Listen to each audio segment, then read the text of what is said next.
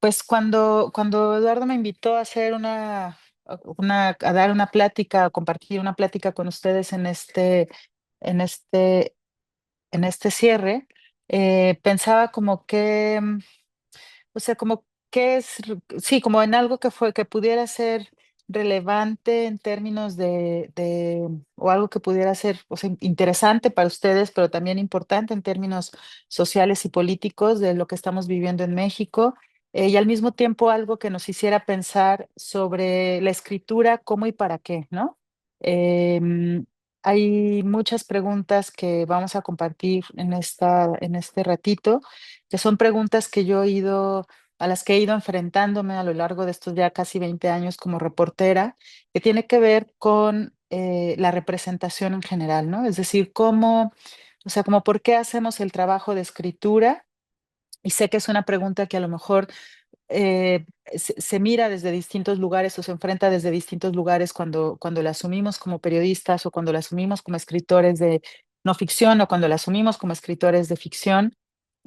Pero creo que es una pregunta que nos interpela a muchos, a todos aquí, en tanto una parte de nuestro trabajo pues tiene que ver con representar una realidad que es, en este caso, las desapariciones en México, pues es una realidad que es dolorosa, que es compleja, que a veces es inasible, ¿no? Que se nos escapa en tanto explicación política, en tanto explicación también emocional y en tanto a materialidad, ¿no? Es como la desaparición se nos escapa de muchas formas.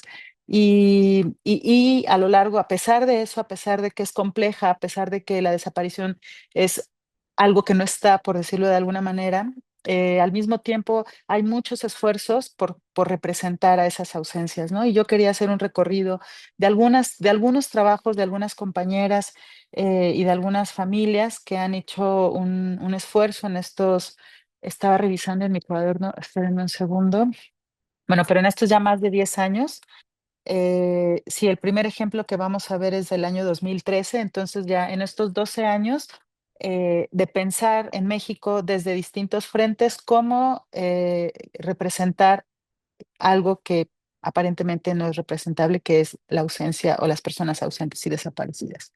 Em, y bueno, me interesa mucho también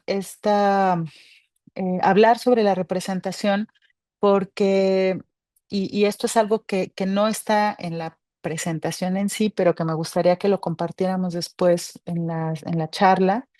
Em, es decir, o sea, cuáles son las preguntas, no solo de la forma de cómo representamos, sino también las preguntas éticas alrededor de la representación de algo, ¿no?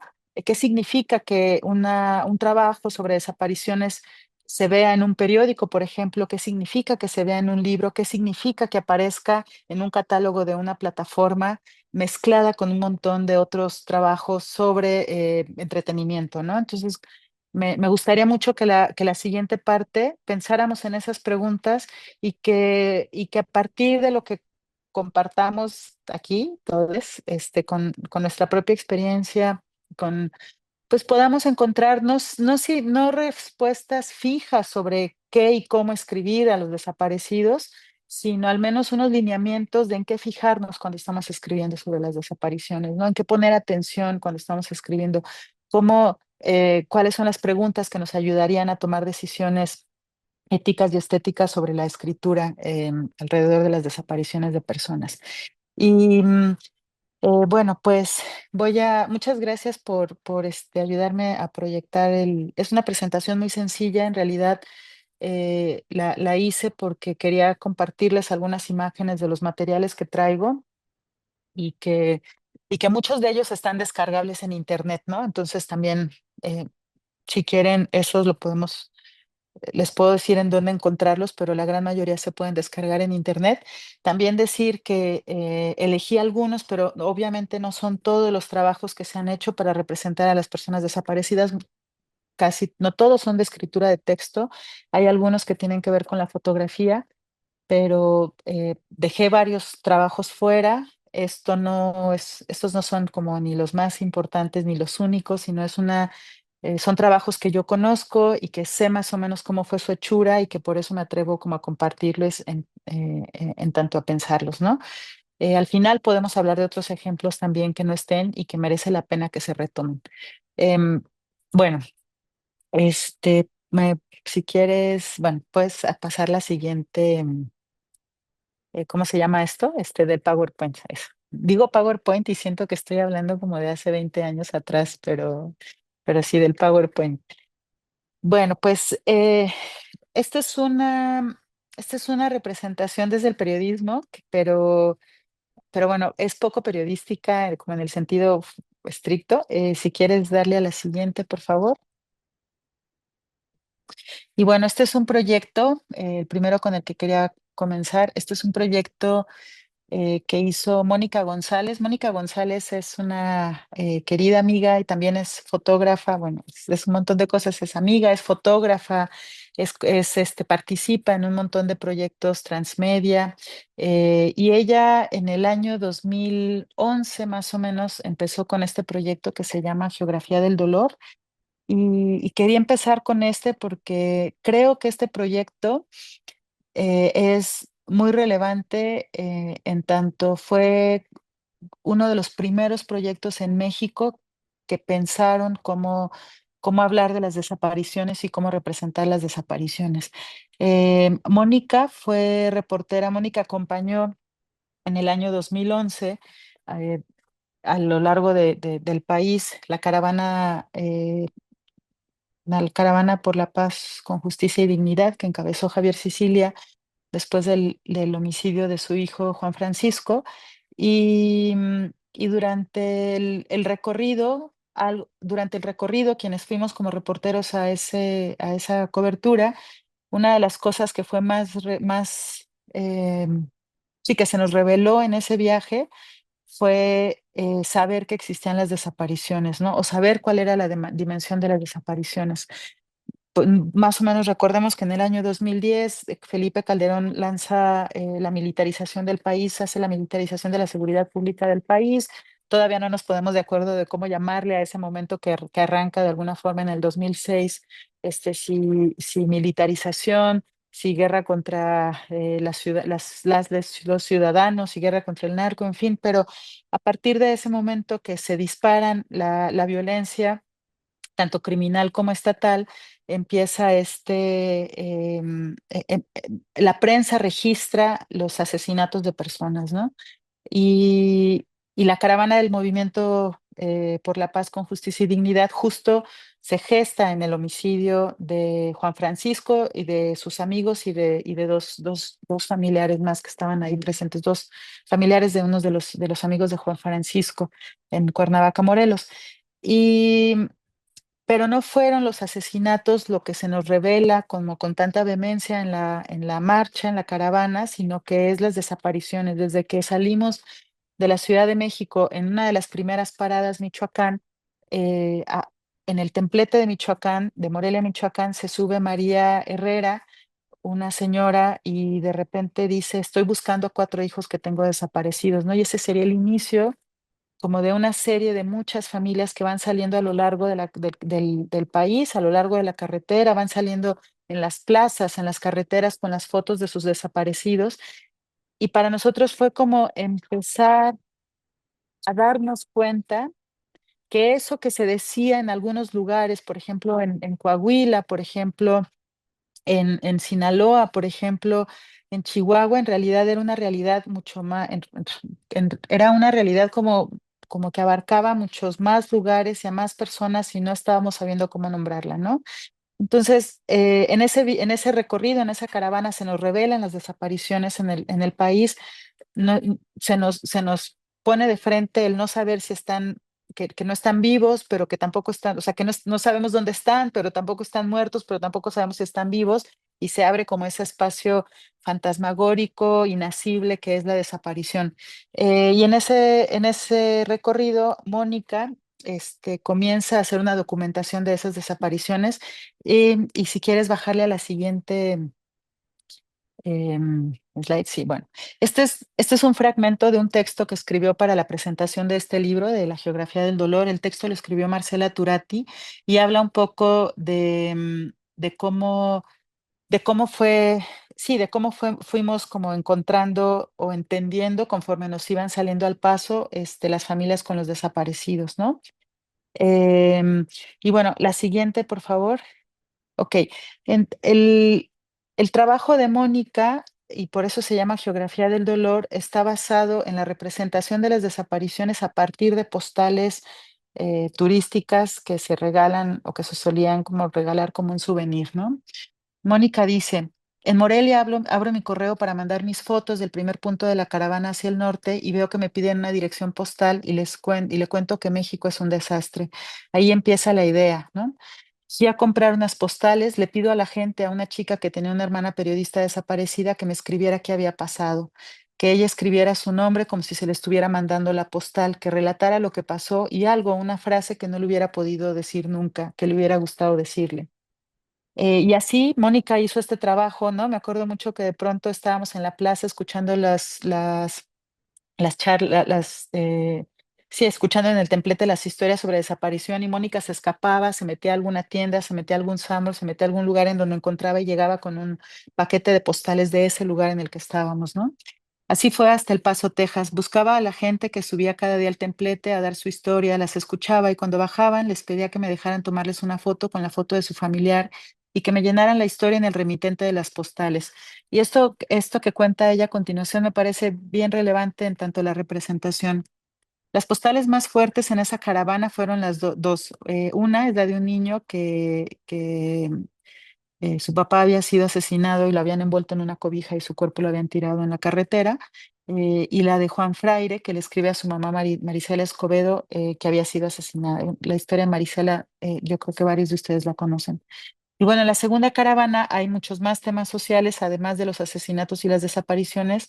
La caravana al sur revela otro tipo de conflictos sociales en México, porque hay luchas más organizadas y de más años. Em, y ahí es donde, bueno, Mónica continúa con el trabajo y dice, desde los medios de comunicación estábamos alimentando la información, pero no pasábamos del hecho noticioso. Y mi propuesta quería aterrizar, hacer otras cosas para que la gente no volteara la cara y quisiera ver y interesarse. Mi postura esto tiene que estar hecho sutilmente para que cuando la gente vea la postal ponga atención, pero tiene que estar planteada de manera delicada, una estética visual muy sutil para que no volteen la cara, pongan atención y lean a la gente, a los otros y la situación por la que está pasando. Si le quieres pasar al siguiente, por favor. Y bueno, pues esta es la manera en la que Mónica decide hacer una de las primeras representaciones de los desaparecidos en México, ¿no? Entonces, del lado derecho, ustedes pueden ver, bueno, del lado izquierdo, ustedes pueden ver la fotografía de Silvia y Oscar, que son los papás de Fanny. Ella fue desaparecida hace ya más, bueno, ya hace 2004, 2007, si no me equivoco, en Torreón, Coahuila, 2004, el 5 de noviembre. Em, y, y Mónica les toma este retrato cuando estamos, bueno, en un viaje que ella hace expreso para eso, pero la postal es una postal en donde ella les pide, tal cual lo cuenta en la introducción del libro, que es cuenten lo que sucede, ¿no?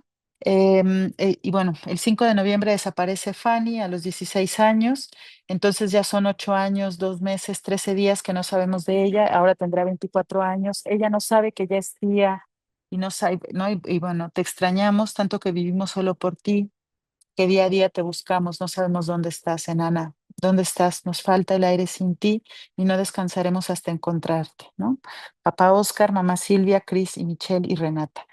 Una de las cosas que a mí me gustaría destacar del proyecto que hace Mónica es que justo como pensar en cuál es el sentido de las postales, em, y o sea, cuál es el sentido original de las postales. Uno da una postal porque quiere contar o compartir un momento de estar en un lugar en donde, no sé, hay algo bonito sucedió, o donde hay un recuerdo, o uno manda postales cuando está de viaje, ¿no? Em, Y muchas veces, pues también las postales son la representación como muy emblemática de un lugar, ¿no? Es o el Ángel de la Independencia, o la fuente del monumento, o el paisaje. Y lo que es muy poderoso del proyecto de Mónica es que uno lee esa historia o uno ve más bien la postal del otro lado y ve una imagen bucólica de un lugar y de pronto voltea la postal y lo que es es una historia muy dolorosa, una historia de horror de lo que sucede o sucedió en ese lugar, ¿no? Bueno, mi pantalla está muy pequeña, pero aquí está el libro de Geografía del Dolor y aquí tengo, bueno, tengo ahí un filtro medio borroso, pero bueno, aquí más o menos se pueden ver. Si no, les paso la página también donde pueden checar el trabajo de Mónica González con Geografía del Dolor, que fue un trabajo que encabezó ella, pero de manera conjunta con el proyecto, con el colectivo SOCPE, en el que forman parte Alejandra Saavedra, Iván Castaneira, Javier García y bueno, Mónica González. Bueno, otro de los, ahora, lo que les quiero presentar ahora son dos proyectos colectivos em, que, que también buscan representar las desapariciones. Uno de ellos son, si quieres darle a a la siguiente, por favor. Bueno, uno de ellos es el Recetario para la Memoria, que yo creo que varios de ustedes lo conocen. Es un proyecto que inició en el año 2018, Sahara Gómez, en Los Mochis, Sinaloa, con el grupo de las Buscadoras del Fuerte. Y una de las cosas que me parece bien interesantes, como para que conversemos al final, es cómo surge este proyecto, ¿no? Sahara cuenta que ella llega a Los Mochis porque quiere trabajar sobre las desapariciones en México. Tenía varios años haciendo desapariciones desde el lado forense en otras partes de América Latina.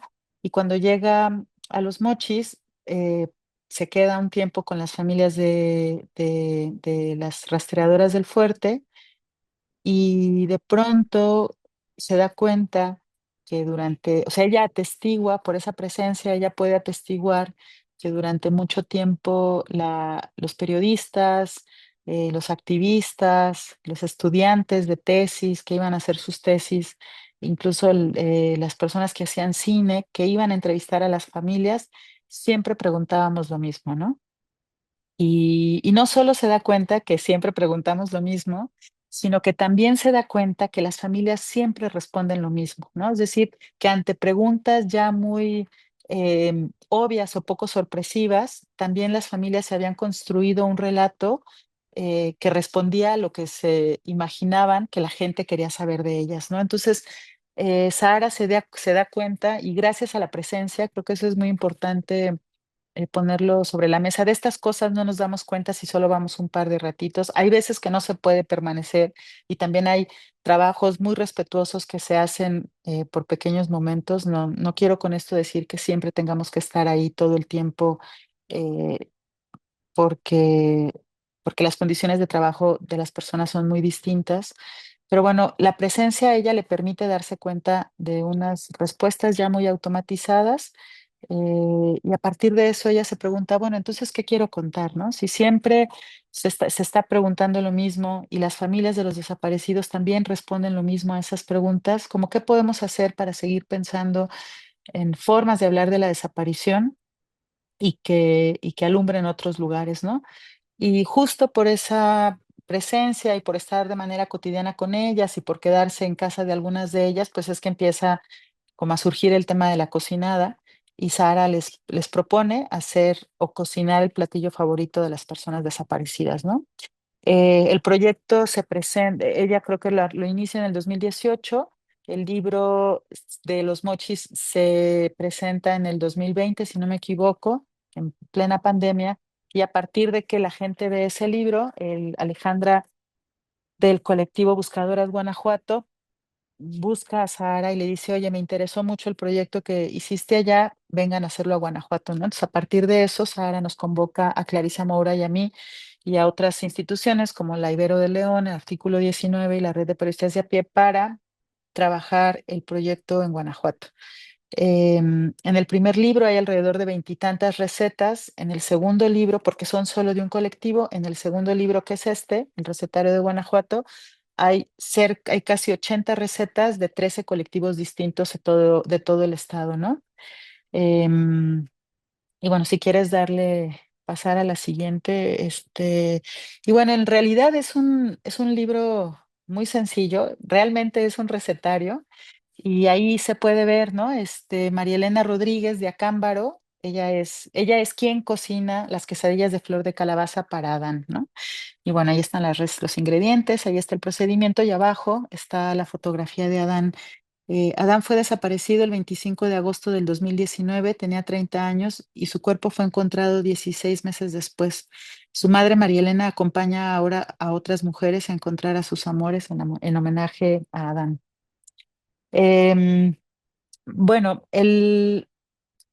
una de las cosas que es muy bonita de este proyecto es que permite hablar de las desapariciones, pero enfocados en otros. O sea, siento que, por ejemplo, el proyecto de Mónica, al estar sostenido en las postales, permite hablar como de los territorios, de los lugares en donde las personas desaparecen. En cambio, y eso lo van a ver más, o sea, eso es más claro cuando ustedes puedan entrar a la página de Geografía del Dolor.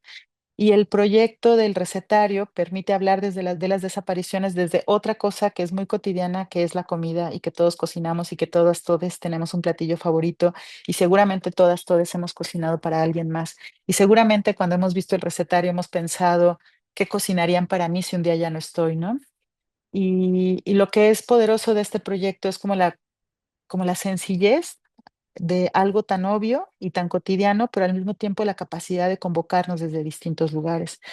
Y en el proceso de trabajo de este libro, una cosa que es muy bella es em, que ya no es solo el dolor lo que está al centro, ¿no? Y eso creo que es también muy importante pensarlo cuando estamos hablando de la representación. Eh, ah, o sea, cuando uno reportea o acompaña o escribe sobre una desaparición, siempre hay muchos momentos, ¿no? Está el momento en el que sucede el hecho de que ya no conteste el teléfono o de que no regresó, pero después está el periodo de tiempo que es más inexacto en el que caemos en cuenta que esa persona está desaparecida y después viene el tiempo en donde hay una búsqueda como con mucha esperanza y después viene el tiempo en donde esa esperanza se empieza a convertir en otra cosa, ¿no? Em, y dependiendo del momento en el que nosotras estemos haciendo esa documentación o ese acompañamiento es lo que va a estar presente, ¿no? Y siento que una de las cosas que posibilita el recetario es, y bueno, ese tiempo, según el tiempo en el que estemos acompañando, eh, hay como que lo que está al centro son distintas cosas, ¿no? Siento que muy al inicio está la incertidumbre y el miedo, después está el dolor, después está la desesperanza, ¿no? Y lo que creo que permite el proyecto del recetario es que lo que está al centro son como otros momentos que no necesariamente están permeados por la desaparición, pero sí por la vida de esa persona, ¿no? Y aquí pienso algo que nos han planteado varias de las familias a lo largo de estos años, que es como que nos lo han planteado como reclamo y que después ellas mismas lo han planteado en los libros, más adelante los vamos a ver, que es como o sea, nuestra vida no solo es la desaparición, ¿no? La vida de nuestros hijos o de nuestros familiares no solo es la desaparición, ¿no? Como qué otra. Entonces, eso nos hace preguntarnos, ok, pero ¿qué otra cosa o de qué otra manera podemos representar eso que no solo es la desaparición? ¿Y qué hay en el deseo de que una vida sea representada más allá de la desaparición? Eh, bueno, el recetario para la memoria también tiene una página de internet, ahí pueden ver, incluso hay unos videos de algunas de ellas preparando la receta y contando cómo es el procedimiento y todo eso. Y si quieres pasar a la siguiente. Mm, Gracias. Bueno, este libro, también pensándolo como un proyecto colectivo, este libro, el de Bordados de Paz, Memoria y Justicia, digamos que surge en el 2014, o sea, tiene ya 11 años. Y junto con el de Geografía del Dolor es de los primeros documentos que hay sobre, bueno, más allá de la prensa, que es inmediata, como proyectos un poco más, eh, sí, de más largo aliento, digamos. Este es uno de otro de esos proyectos sobre contar la desaparición. Si quieres bajarle, por favor. Mm, bueno, son unas imágenes, de ahí de varias personas que están bordando. Creo que esta foto está tomada en Nuevo León. Y la siguiente, bueno, quise retomar del libro esta pequeña frase, bueno, esta frase que además también como una manera de hacer presente a nuestra querida Francesca Gargalo, que está en otro plano acompañándonos desde hace algunos años. Y ella escribía eso, ¿no? En un país donde la frase que se escucha con más frecuencia es ya no se puede salir de casa, bordar en un espacio público es revolucionario, como la aguja que entra en la tela, la persona que se presenta a abordar penetra en, y creo que ahí corté la frase, a ver si está en el siguiente, si no, se las puedo buscar para leerla. Bueno, sí, la corté. Bueno, no me quiero entretener aquí. Ahora que los escuche, la voy a buscar para leérselas completa. Bueno, el proyecto de bordadoras, de los bordados, tiene como varias génesis. Yo no quiero detenerme en ello. Los bordados comienzan enfocándose en las personas asesinadas y después empiezan las mismas familias y se bordan los nombres en rojo porque es la sangre de las personas que fueron asesinadas, pero después las familias empiezan a retomar el bordado para nombrar a sus desaparecidos en color verde por la esperanza, ¿no? Bueno, esto retoma el libro. La iniciativa de bordar en público era tan urgente y tan necesaria y dio tan en el clavo, y dio tanto en el clavo que todos los criterios acerca de cómo hacerlo se fueron desbordando, ¿no? Fuentes Rojas, que es un colectivo, creo que de Guadalajara, decidió bordar los nombres de los asesinatos en rojo, pero las compañeras de Monterrey, en su primera acción, empezaron a bordar en verde los nombres de las y los desaparecidos porque no los dan por muerto y los están buscando. Ahora resulta que los bordados tienen vida propia. En Playa del Carmen se están bordando de colores. Es tan contundente y está tan colorido que cuando lees el pañuelo entiendes que se está bordando bajo la idea central de la construcción de un memorial por todos lados. Y bueno, un poco la idea de cómo, un poco cómo inicia o cómo es la génesis de los bordados para desapariciones. Aquí el libro lo que documenta es que inicia perdón, en Nuevo León. Leti Hidalgo cuenta esa historia. Su hijo fue desaparecido en enero del 2011 y un día recibe por Facebook la invitación de unas compañeras, creo que de Teresa Sordo entre ellas, para decirle, oigan, pues hay que bordar. Y ellas, o sea, las invitan como a hacer los bordados y ellas deciden salir a una plaza pública que está frente a las oficinas de gobierno y se ponen ahí a bordar. Bueno, aquí está el relato de la desaparición. Mm, Dame un segundo. Ok, y bueno, Leticia lo que cuenta es que a partir de esa invitación que le hicieron por Facebook unas compañeras desde Guadalajara, ellas empiezan a abordar em, frente al Palacio, no sé si de gobierno, al Palacio Municipal, en una plaza, en un parque público, empiezan a abordar los nombres de sus desaparecidos y ellas deciden de manera muy intuitiva hacerlo en color verde por la esperanza. Y lo que sucede mientras se están bordando, pues es el proceso de empezar a compartir. O sea, es como muy político y eso lo explica muy bien Cordelia Rizzo, que ha hecho un trabajo de documentación y acompañamiento de las bordadoras, pero empiezan ellas a pues hablar sobre lo que implica el no saber, empezar a pedir ayuda, no saber a dónde pedir ayuda, el maltrato en las fiscalías, cómo empezar a elegir la foto con la que van a buscar a tu desaparecido. Y se gesta de alguna forma ahí un colectivo bueno, a la fecha existe. El colectivo se llama Funden y es uno de los colectivos que ha logrado sostener una estructura no solo para acompañarse en sí misma, sino también para hacer búsquedas en campo, también para lograr hacer peritajes independientes que se sumen al trabajo judicial y lograron también tener un memorial en la ciudad de Monterrey. Tomaron una fuente y así como aquí en la Ciudad de México han tomado algunas de las glorietas, allá tomaron una fuente y la empezaron a habitar en homenaje a las personas desaparecidas. Y si quieres, seguimos. Bueno, también pensé, mi categoría de periodismo y colectivos y relatos en primera persona puede ser muy arbitraria, pero más o menos así los quise organizar. También lo podemos hablar al final sobre los relatos en primera persona. Vale, entonces si quieres darle, bajar al primero, ok. Bueno, este proyecto que se llama La presencia de la ausencia, justo se publica en el año 2016 y es un proyecto que justo publican Funden, el colectivo del que les acabo de hablar en la página, digo, en el anterior. ¿Puedes bajar la siguiente? Ok. Bueno, este es el texto que hizo Alejandro Vélez, una introducción. Y él en este libro, bueno, cuenta que al inicio él hablaba con las familias. A él le gusta mucho la película de Patricio Guzmán, Nostalgia de la Luz, que se puede ver en línea, creo que está en algún YouTube por ahí, y que es una referencia muy política y muy hermosa sobre cómo, desde el cine documental sobre la desaparición de personas, ¿no? En Chile. Y bueno, Alejandro usa mucho el documental de Patricio Guzmán para poder hablar sobre las desapariciones y un día, lo cuenta aquí, la mamá de un desaparecido le preguntó si les había mostrado el video para decirles que era casi improbable que encontraran a los desaparecidos en México, ¿no? Y dice Alejandro, le comenté que había incluido el video en mi presentación porque la imagen de los desaparecidos como estrellas me parecía muy indicada.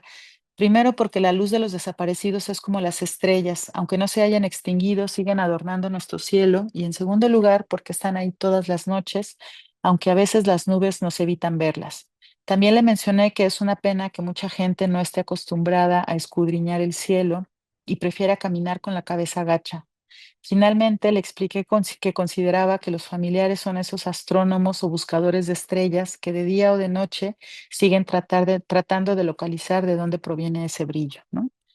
Em, y bueno, esta es la introducción y cuando planteo que este es uno, o sea, que este ejercicio está o lo quería presentar como parte de las escrituras en primera persona, si le puedes bajar al siguiente. Bueno, este es el formato del libro por dentro, ¿no?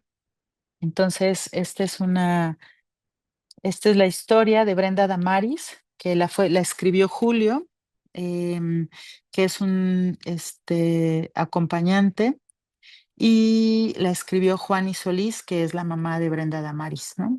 Entonces, si le quieres bajar a la siguiente.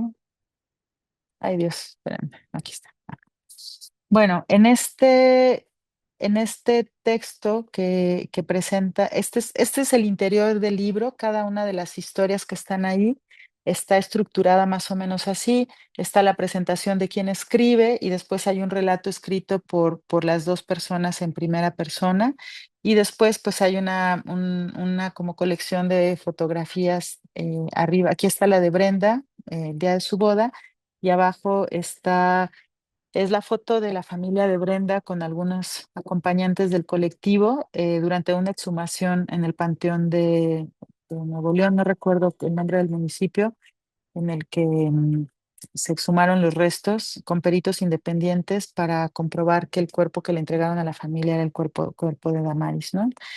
Em, y bueno, aquí en el texto lo que Juani está contando, pues es el nacimiento, ¿no? De su hija. En el 85 nace esa voz, el mundo conoció ese grito, el aire se contaminó de su alegría. Brenda Damaris se une a la familia, llega a ser la bebé de la casa, la consentida, la segunda mujer después de sus hermanos mayores, ¿no? La niña chiflada y traviesa que a los 5 años se lastimó los dedos de la mano por andar en patines, la niña juguetona que a los 7 años se quemó el pie derecho y que no deja de ser consentida de su papá. Em, bueno, hablan o sea, lo que a mí me gustaría como poner sobre la mesa es como qué tuvo que pasar en ese contexto para que las familias decidieran plantear en hacer los relatos de las desapariciones por ellas mismas, ¿no? ¿Y cuál es la diferencia que podemos ver entre el relato que está retratado en la prensa comúnmente y el relato que las familias deciden compartir sobre la vida de sus familiares. Y leyendo con cuidado estos o con atención estos textos, también lo que me hace pensar es como, ¿qué es lo que cada quien considera importante o considera relevante de compartir cuando se está contando la historia de una persona desaparecida, ¿no? Eh, a veces desde la prensa nos enfocamos en contar el relato de búsqueda, en hacer denuncias sobre el sistema judicial, sobre la revictimización y muchas veces también las familias, pues lo que, no quiero decir que siempre, pero aquí me llama la atención, por ejemplo, que en este libro las familias lo que quieren es como poner sobre la mesa esa vida que ahorita está como latente en algún lugar al que no nos es accesible, ¿no? Y siento que aquí hay un reclamo de la familia, no tanto a la prensa, sino como al espacio público de decir, no los conviertan en números, ¿no? Ella es Damaris, ella es nuestra hija, ella es por quien estamos buscando y a quien estamos buscando. Y bueno, si quieres seguir con el...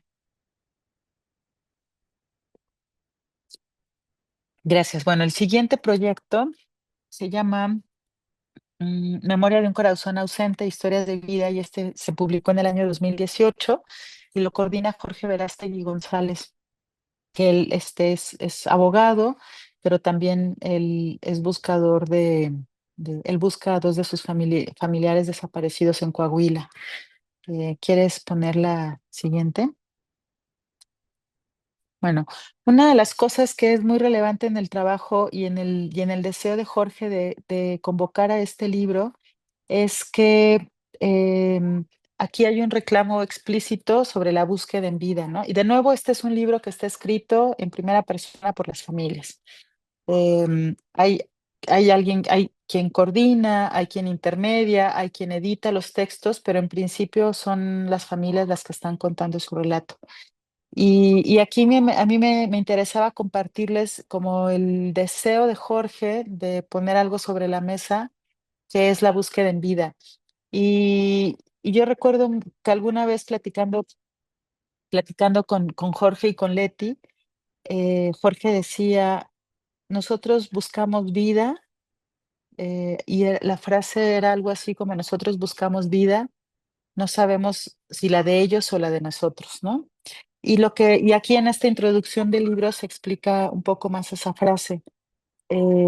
Dice, la búsqueda sigue, ya sea en las montañas de papel burocrático disfrazadas de investigaciones, en las anécdotas desteñidas por el sol en los desiertos, o el hedor de las fosas clandestinas, incluso en el fragmento de lo que un día fue una persona, se puede alojar al mismo tiempo dolor, nostalgia y alivio, ¿no? Por eso la memoria de un corazón ausente pretende cambiar la narrativa, restituyendo la historia de personas desaparecidas a la luz del concepto búsqueda de vida. Este surgió hace algunos años como resultado de los esfuerzos por entender lo que hay detrás de las acciones de búsqueda de una persona desaparecida, a la par de resignificar una vida ausente en la vorágine de las desapariciones. Eh, bueno, la búsqueda en vida no depende de algo diferente que la relación íntima entre dos personas, la que ha sido desaparecida y la que está dispuesta a buscarla. Memoria de un corazón ausente propone un traslado a la vida interrumpida de las personas desaparecidas, a los rasgos de su historia narrados con las voces de las mujeres que compartieron diversas experiencias a su lado. Son mujeres las encargadas de contar estas historias porque ellas representan un elemento esencial en la búsqueda. Será con la incisiva mirada de las madres, hermanas, esposas que se logrará desmitificar a las personas desaparecidas. ¿Le puedes dar a la siguiente, por favor? Y aquí es donde Jorge explica un poco más lo que les decía al inicio de presentar este libro, ¿no? Dado que la práctica no está limitada a la vida física, a un corazón que late y bombea sangre, sino también a un vínculo emocional que une a dos personas, la búsqueda de vida no se detiene cuando el corazón deja de latir. Presupone que si las funciones biológicas del cuerpo cesan, aún existe una vida que recuperar, una subjetividad singular que será recuperada al localizar los restos de la persona desaparecida. Memoria de un corazón ausente pretende ser el camino para dar una respuesta a quien pregunta qué se está buscando. La intención es tratar de subvertir la narrativa normalizada sobre la muerte, buscando restos de vida entre lo inerte. Los testimonios presentados poseen un tono biográfico y matices cotidianos. Su propósito es servir como un espejo que refleje la vulnerabilidad de nuestra existencia, dando cuenta de la similitud entre las siguientes historias y la de cualquiera de nosotros. Buscar entonces no solo se refiere a la desaparecida, sino también a la urgente necesidad de recuperar un elemento importante de la vida de quien se queda. Al buscar también intentamos encontrarnos en el sinsentido de las desapariciones. Es como un viaje en el que se trata de emprender el regreso al estado anterior. La expresión de un corazón presente a otro que está ausente es la muestra del amor que se puede tener por otra persona. Y bueno, aquí de manera muy explícita, Jorge Verástegui nos está, o sea, está hablando de una intención muy clara de cambiar la narrativa de la desaparición por la como por lo vinculado a la muerte, pretenden cambiar, o sea, la intención es cambiar esa desaparición igual a muerte, a cambiarlo por desaparición igual a vida, y probablemente no a la vida de la persona desaparecida, sino a la vida que representa ese vínculo y a la vida de la persona que le está buscando. Se me hace súper interesante en este proyecto cómo hay hay un, sí, es como si fuera como una especie de desdoblamiento de varias cosas que significa la vida cuando se está buscando la desaparición, ¿no? Y una intención muy específica por parte de los familiares. Siento que aquí, quizá un poco más que en el proyecto anterior, aquí como que hay una mayor contundencia o una contundencia, o sea, más bien, no, hay una forma explícita de decir, estamos buscando, o sea, queremos contarnos desde o sea, desde nuestros propios, desde nuestras propias intenciones, ¿no? Y creo que como personas que escribimos o que nos interesa hablar sobre las desapariciones o sobre el dolor, me parece que echarle un ojo con mucho cuidado a esta presentación de Jorge y al libro nos puede, sí, nos llama la atención en el sentido de jalarnos así la oreja y hacernos poner atención en, en lo que es importante para las familias que se cuenten, ¿no? Y en todas las cosas que están en juego cuando se está buscando a una persona desaparecida, cuando se está viviendo un proceso de dolor. En ese sentido, yo conversando con Jorge le decía que siempre me ha parecido como muy potente la forma en la que él ha podido racionalizar desde sus estudios, pero también desde su experiencia acompañando colectivos, pero también desde su experiencia como familiar de desaparecidos, la forma en la que quiere, sí, o sea, como la intención de posicionar un relato que sea sí, que les pertenezca, ¿no? A las familias y que no, y que nuestros relatos, a veces homogéneos, desde la prensa o desde el activismo, o desde la literatura o desde el cine, terminan como por desaparecer por segunda ocasión a las personas desaparecidas. Eh, ¿Le puedes bajar a la siguiente? Bueno, aquí hay algunas, este es el libro por dentro, ¿no? Entonces, por dentro, cada una de las familias, en este caso, en este caso, María Cristina escribe sobre Adela Yasmín, y bueno, el formato un poco es un relato de lo que es, como decía Jorge, algún gesto de la búsqueda, pero también algún gesto de la vida cotidiana, porque hay una intención, y sumado a lo que ya había como dicho un poquito antes, hay una intención de recuperar la narrativa desde ellos de las desapariciones, pero también hay una intención de decirnos desde este relato de la vida cotidiana, los desaparecidos o las familias de los desaparecidos podemos ser cualquiera, ¿no? Y hay una intención muy explícita de decir en estos gestos cotidianos se pueden como la intención de te puedes reconocer tú también como lector o como lectora para romper esa especie de vidrio que divide a quienes están desaparecidos o a quienes buscan, perdón, de quienes no buscan a una persona desaparecida. Y la siguiente, en este mismo libro, la propuesta que hicieron las familias, pues era escribir una carta a sus desaparecidos. Del lado derecho está obviamente la carta a mano y del lado izquierdo está una transcripción que decidieron hacer como para que se entendiera, no sé, mejor.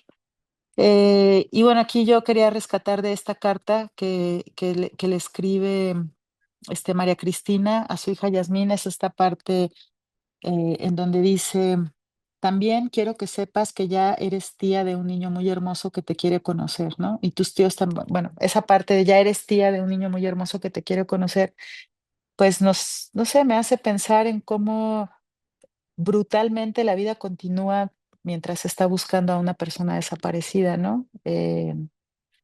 Y, y, o sea, me parece muy potente también que la carta esté escrita en presente, ¿no? O sea, te escribo, ya eres, ¿no? Eh, es decir, creo que en la carta lo que hay de explícito es eso, es un deseo, una invocación a la persona viva. Y siguiente. Bueno, y el último ejemplo con el que quería cerrar. No, perdón, me faltan dos. Este se llama No hay lugar y es un libro que publicó Fundar el año pasado, en el 2000. Bueno, el taller se hizo en el 2021, pero entiendo que el libro salió publicado ya de manera impresa o hubo una republicación en el 2024, pero bueno, aquí dice que fue en el 2021. Y este es un libro que hace Fundar. También son relatos escritos en primera persona, eh, pero, pero pero este libro, a diferencia de los otros, es el resultado de un taller de escritura con intenciones, o sea, había una intención literaria al momento de tener, o sea, durante el proceso del taller, ¿no? Entonces, la escritora Brenda Navarro da el taller a estas mujeres y hombres que están buscando a sus desaparecidos y hay un ejercicio en donde no, o sea, en donde sí hay una intención como pues sí, literaria, ¿no? Eso. Este libro se creó a partir del taller de escritura creativa que impartí en agosto, bueno, en el verano, otoño del 2020, por parte de Fundar, en el que buscaban generar un espacio para que familiares de personas desaparecidas se expresaran creativamente mediante textos de ficción y no ficción. Compartimos Otra de las diferencias es que aquí se incluyen textos de no ficción, a diferencia de los ejemplos anteriores. Fueron 8 sesiones en donde cada persona que tomaba el taller eh, como que fue trabajando un cambio en el uso de su voz, ¿no? Se apropiaron de su historia, dice Brenda, y me dieron el privilegio de acompañarles en el proceso de escritura. Em, de esto va el proyecto literario, de escucharnos las unas y los otros y compartir las historias desde su voz sin intérpretes o mediaciones. Me parece bien interesante, como de nuevo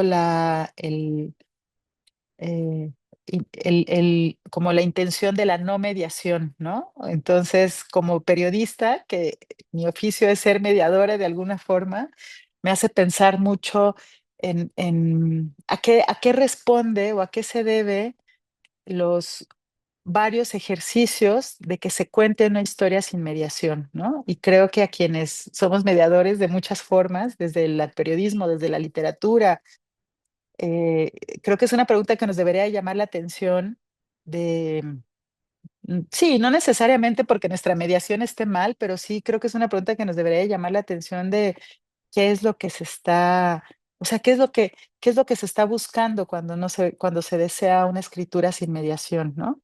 O qué es lo que no, o qué es lo que oscurece la mediación. Me parece que también es otra forma de hacer la pregunta. En el siguiente, por favor. Em, bueno, aquí un poco se explica el libro. No hay lugar en este país, ¿no? Quienes escriben cuentan la historia, cuentan la herida de la desaparición, ¿no? Y cómo hay un antes y un después, y cómo el después de esa desaparición rompe, arranca, fractura, ¿no? Hay una desaparición, hay una desesperación, hay una falta de certeza, hay una sensación de que el tiempo no avanza o no acaba, o al mismo tiempo avanza demasiado rápido y la persona desaparecida no aparece, ¿no? En estos relatos, la crueldad se multiplica disfrazada de múltiples de trámites burocráticos, oficios, diligencias mal hechas, restos humanos en bolsas de plástico.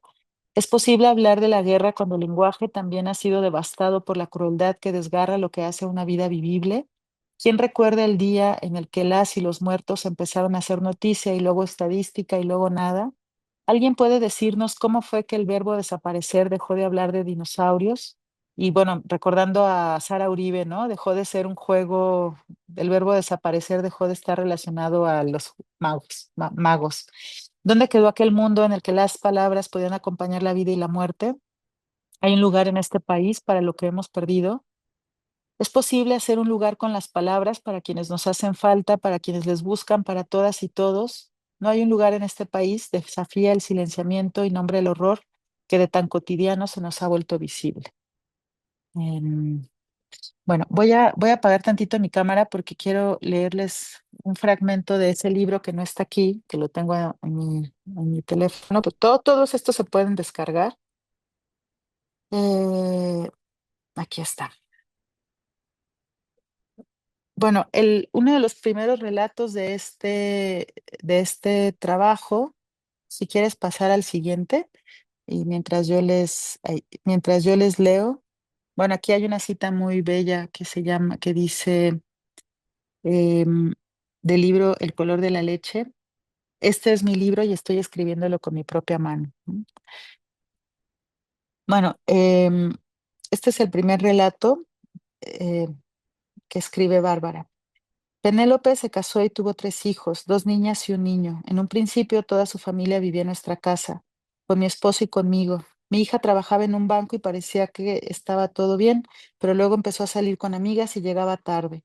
No se hacía responsable de sus hijos. También noté que comenzó a beber y a distanciarse de la familia. Yo nada más veía que su esposo estaba... Perdón, espérame un segundo. Yo nada más veía que su esposo estaba encerrado en la recámara y comencé a molestarme porque yo terminaba siendo responsable de los hijos. Así que hablé con ella y le dije que tenía que ponerse de acuerdo con su esposo para compartir responsabilidad. Ella me dijo que sí, pero pasado el tiempo no vi cambios. Entró en un círculo vicioso de que era difícil sacarla. Hablamos con ella y le explicamos que no estaba bien la forma en la que actuaba y no hizo caso. Al contrario, se separó de su esposo, sacó a las niñas del colegio y las mandó a vivir con él a la casa de los abuelos paternos. Esto me causó mucho dolor porque yo estaba muy encariñada con las niñas y me la pasaba tirando de ellas. Pero nada, mi hija dijo que así sería a pesar de que le dije que las niñas estaban tristes al ser separadas de nosotras. Lo que al principio no entendí fue por qué a su hijo no lo mandó al lado de las hermanas, pero ella me confesó que el niño no era un hijo de su esposo y que ella mantenía una relación con el verdadero padre. Yo siento que en estos momentos es que empezó toda la tragedia, porque ella rentó un departamento al que ella nombraba como de soltera, en el que dijo que quería vivir y se divertía. Em, bueno, quería leer el inicio de este relato de Bárbara, porque una de las cosas que o sea, me parece, a mí me llamó mucho la atención con este proyecto, que, o sea, lo difícil que es enunciar los claroscuros de la vida de las personas a las que amamos y a las que buscamos, ¿no? De las personas que están desaparecidas.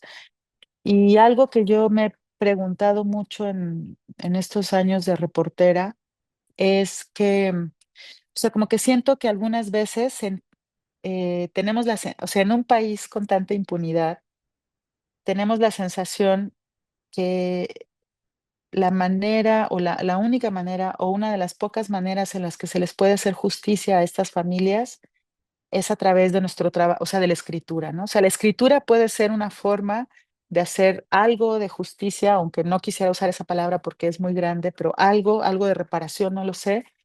Y, y en ese sentido, eh, que me parece legítimo el deseo de intentar hacer algo reparador a través de la escritura en contra de toda esta impunidad. Eh, en mi experiencia he pensado mucho de cómo esa intención, en mi caso, por ejemplo, ha terminado haciéndome ver o dibujando solo las historias o solo las luces de las personas que están desaparecidas, ¿no? ¿Y qué sucede o qué provoca el hecho de que oscurezcamos esos claroscuros? Y esto es algo que aprendí con Alicia de los Ríos cuando estábamos haciendo el documental de No sucumbió la eternidad. Ella decía que, eh, que crece con una imagen idealizada de su madre, Alicia de los Ríos, militante de la Liga 23 de septiembre, y que en algún momento ella dice, yo no me puedo relacionar con ella, es una mujer que está en un pedestal, que es heroica, que es la mejor madre, la mejor hija, la mejor amiga, la mejor combatiente, y dice, yo no como que yo no puedo conectarme con eso y me doy cuenta que tengo que recuperar también sus decisiones y su historia y su elección consciente de ser contrainsurgente y de pertenecer a la Liga 23 de septiembre.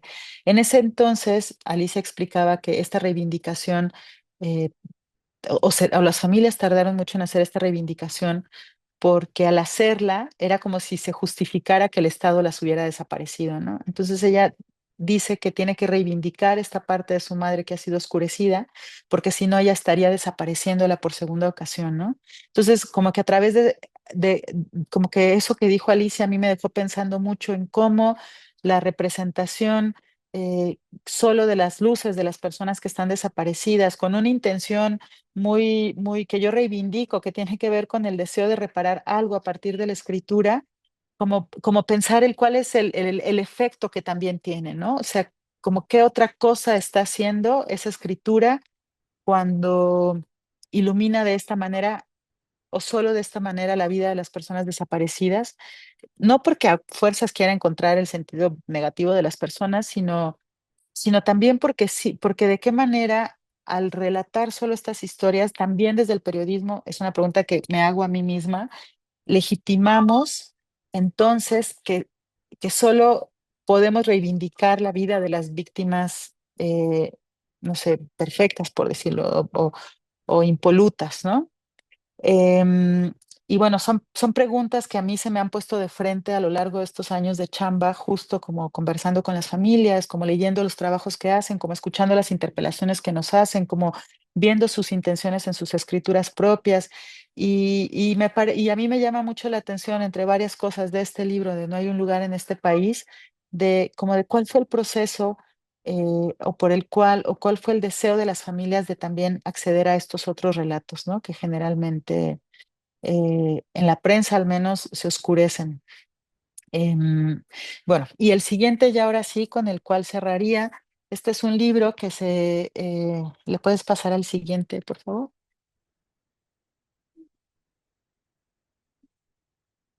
Bueno, este es un libro que acaba de salir este año, en el 2025. Se llama Hormigas contra Gigantes, y es un libro que coordinaron, bueno, es un libro que surge de la idea de Alicia de los Ríos y de Jessica. Ella es parte de Artículo 19 junto con la Heinrich Böll. Hacen este proyecto que tiene una cosa muy bella también, que es contar la desaparición desde la perspectiva de las infancias, ¿no? Entonces, Alicia y Jessica entrevistan a familiares, a hijos de personas desaparecidas en los 70s, que ellos tenían 10, 12 años, 7 años o un año de edad cuando sus padres fueron desaparecidos en los 70s, ahora tienen 40 y tantos años. Y por otro lado, entrevistan a otros chicos, chicas que son adolescentes actualmente, tienen alrededor de 12, 18 años, 20 años creo que es el mayor, y que sus padres fueron desaparecidos en este contexto. Y lo que me parece muy, bueno, algo que quería yo destacar de este libro es como poner atención en las infancias, ¿no? O sea, cómo no en los desaparecidos, sino en quienes viven esa desaparición, y sobre todo son las infancias, o sea, y sobre no solo en quién, sino en las infancias que viven esas ausencias, ¿no? Em, bueno, ¿puedes pasar a la siguiente, por favor? A ver si, a ver. Bueno, aquí hay dos frases, no, a la siguiente, es que aquí ya se me movieron, vale. Bueno, esta es parte del relato de Alicia de los Ríos. Ella es, bueno, el proceso de este libro se hace a través de entrevistas. Alicia y Jessica entrevistan a las personas, a los señores que fueron niños cuando desaparecieron a sus padres, y a los adolescentes que sus padres fueron desaparecidos en estos últimos años. Y les hacen unas entrevistas, y a partir de las respuestas se estructura el relato de cada uno de ellos, ¿no? Y este es el relato de Alicia, y quería leerlos porque quería leer el fragmento de Alicia porque ella explica un poco de por qué esta idea, ¿no? El olvido ha sido devastador en nuestro país. El olvido y el silencio ha permitido ocultar cómo el presente reciente de nuestro país comenzó a gestar la asociación delictuosa entre militares, agentes del Estado y narcotráfico. La mayoría de quienes vivimos en México creemos que la violencia que vivimos hoy es cuestión de hoy, pero esa violencia se ha gestado desde hace al menos 50 años. Y en ese sentido pienso en la memoria y en que la memoria no me interesa solamente en términos de nombres ni organizaciones, sino que me interesan ejercicios de memoria dispuestos a entender y a comunicar qué produjeron esos procesos políticos radicales. Solemos poner atención en quienes luchan y las razones de su lucha, en las personas y lo que representan, inspiran, simbolizan. Al lado de los héroes, más cercano al olvido, van quedando sus familias, sus hijos e hijas, sus compañeros o compañeras que quedan aquí después de la desaparición. Cuando los compañeros volvieron del exilio, cuando salieron de las cárceles, cuando dejaron de ser perseguidos, ella se refiere a los compañeros guerrilleros, se dedicaron a sus familias, a sus hijos, pero los hijos e hijas de quienes no volvieron, de quienes fueron asesinados o están desaparecidos, quedaron en el olvido por parte de compañeros y de la sociedad. Y lo pienso no como un reclamo, sino como una reflexión para pensar también y ahora en las comunidades huérfanas de las más de 100,000 personas que hoy están desaparecidas. Puedes pasar al siguiente. Eh, bueno, aprovecho, este libro se va a presentar el viernes 17 de octubre en la Feria del Zócalo, en la Feria del Libro del Zócalo. Y en esta parte hay un relato de Cristian y Gabriel, que son dos hermanas que viven la desaparición de su mamá en Torreón. Y aquí quería, eh, ok, quería leer un par de... mm, mm, mm. Ok, bueno, es una conversación entre ellas. Aquí la entrevista, más que una entrevista, en realidad fue una conversación entre dos hermanas que a pesar de compartir la desaparición, poco habían hablado de la desaparición de su madre entre ellas mismas, ¿no? Dice Cristian, recuerdo en una situación haberme sentido sola una vez que tenía mi primer torneo de Taekwondo, iba para otra cinta y cuando llegué estaban los papás de mis compañeros apoyándolos y la neta eso me bajoneó. Me dije, estoy aquí yo sola y la verdad es que ni siquiera me esforcé. Me sentí triste, ya no quiero y ya dejé de ir. Gabriel le dice, a veces te sientes como desorientada, como que a veces quieres hacer algo y tú lo haces esperando que alguien esté ahí, orgulloso de que tú estás haciendo algo grande y no tienes a que nadie que te reconozca. Pero cuando tú haces cosas malas es cuando la gente en verdad te pone como que la atención que según ellos tú necesitabas, pero ya la necesitabas desde antes. Cristian le dice, ella era nuestra luz, como una lucecita que nunca se apagará. Y Gabriel le dice, ella era como nuestro barco, un barco en el que yo estaba dentro navegando sobre el mar, y si el barco ya no está, tú te vas al fondo del océano y te ahogas, y pues así estoy, así me siento ahorita, como ahogada porque ya no está nuestra mamá y porque la necesitamos. Em, y este siguiente, una de las preguntas que se les hacían era eh, sobre el deseo, ¿no? A Christian se le pregunta como cuál era uno de sus deseos de la vida en las entrevistas para la escritura de este libro. Y a mí me sorprende mucho lo que dice Christian, ¿no? Christian es hija su mamá está desaparecida, junto con Christian y Gabriel buscan a su mamá desaparecida. Y Christian dice, me gustaría tener una vida tranquila, no sé, llegar a mi casa, a una casa mía, llegar y recostarme, dormir, que nadie me levante, que nadie me diga qué hacer. Llegar a mi casa, sentirme tranquila, tener paz. Deseo la paz. Deseo sentirme libre adentro, no sentir como si tuviera algo negro dentro de mí que no me deja ser feliz, que no me deja vivir bien, que me tapa los ojos y no me deja ver bien. No me deja ver bien y no termino de saber quién soy yo, o que no me deja seguir porque no me deja pensar. No sé cómo decirlo. Eso se va haciendo más grande y como que me consume y me siento mal. Muchas veces me siento muy sola, que no tengo a nadie y que todo el mundo es muy grande en comparación de mí porque me siento muy chiquita.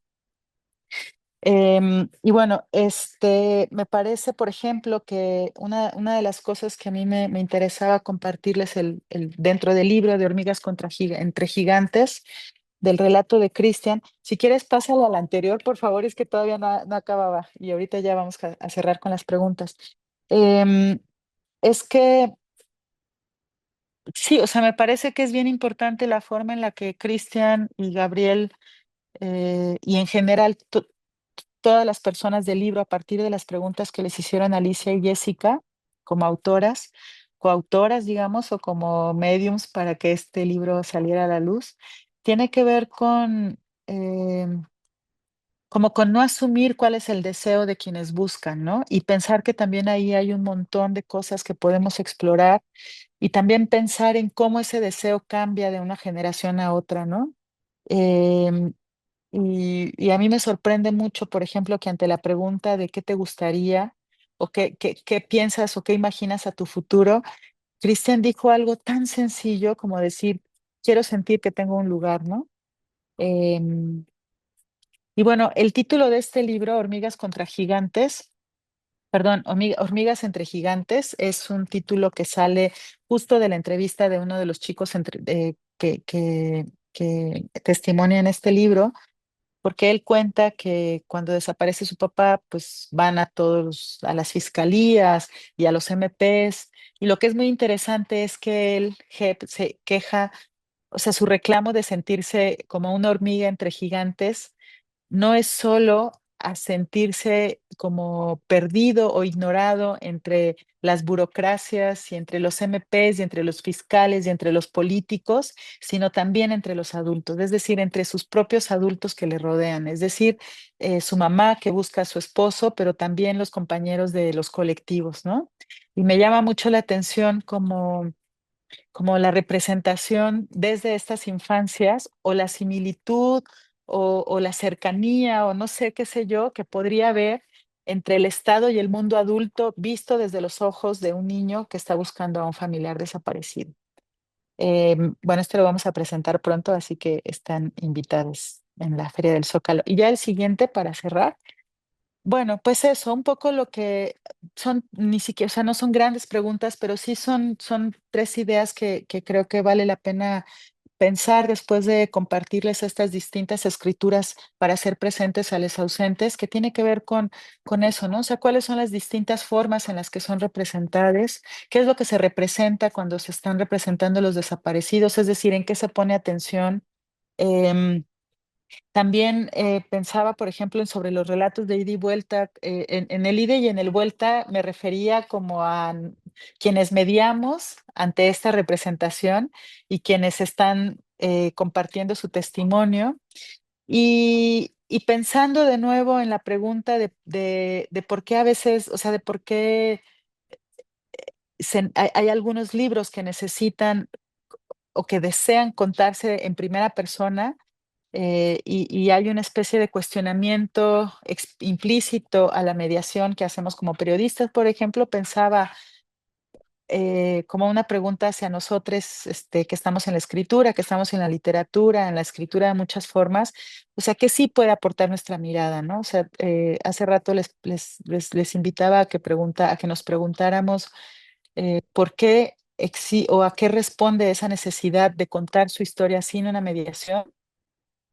Y a esa pregunta quisiera sumar esta otra pregunta, ¿no?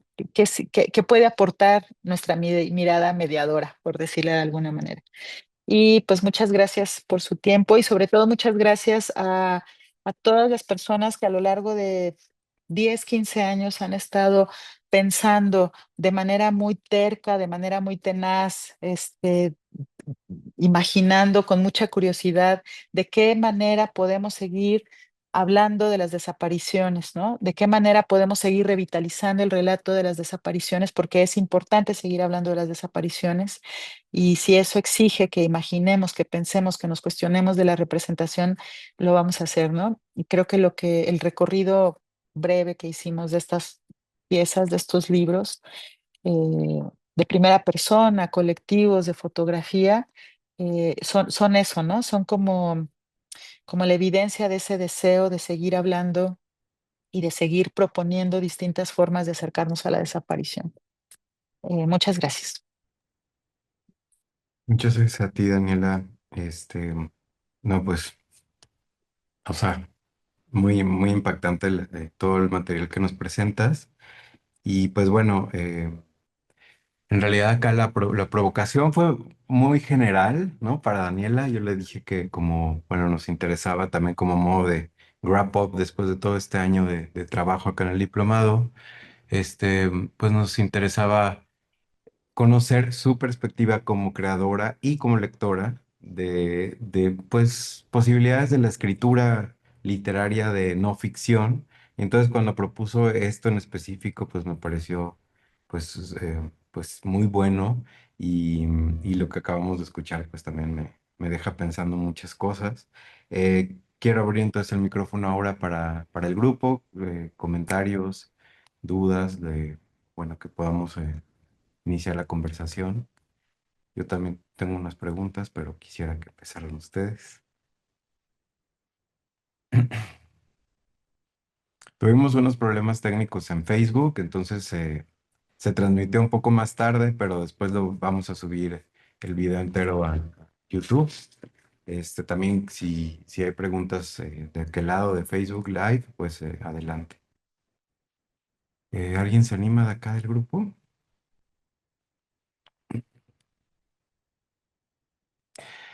Pues, en lo que se animan, yo tengo una pregunta, Daniela, porque dije, fíjate que se me olvidó decir el título, pero pues, obviamente estaba pensando también, dije esto de no ficción, pero también en ficción, porque pensaba en canción de protesta, porque yo hablé con Adolfo Córdoba, lo entrevistamos una vez en TV UNAM hace un par de años, entonces él me habló del libro y a ver si podemos, a ver, déjame ver si puedo compartir para que vean la portada, que es un libro muy bonito que publicaron. No te oímos. Sí, que nada, que estaba intentando verlo, pero como está el filtro se ve borroso. Pero sí, cuando dijiste la no ficción me quedé pensando en, pero sí, este libro, que también es muy bello. Fíjate, no lo puse, no me acordé. Sí, es de esta canción de protesta para los jóvenes detenidos desaparecidos. Bueno, un trabajo también no solo, pues sí de ficción, pero también de montaje, justamente por eso dicen Ujú. que es una mezcla.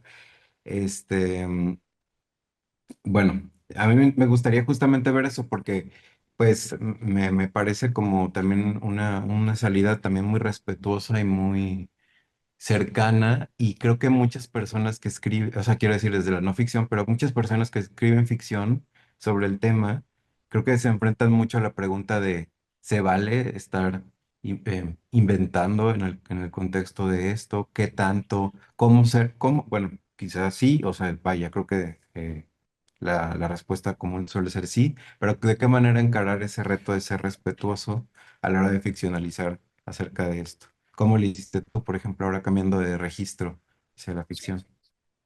Em, bueno, por ejemplo, Canción de protesta es un libro que Adolfo estaba empezando, tenía ya un par de años pensando en cómo hacer ese libro y él había reunido una especie de antología de fragmentos de libros, poemas, novelas, cuentos, canciones que hablaran no solo sobre la desaparición, sino sobre lo que nos duele, ¿no? Y un poco, estaba un poco atorado con el libro y me pide ayuda me dice, oye, pues vamos a escribirlo, tú has escrito sobre desapariciones y te interesa la infancia, entonces vamos a escribir.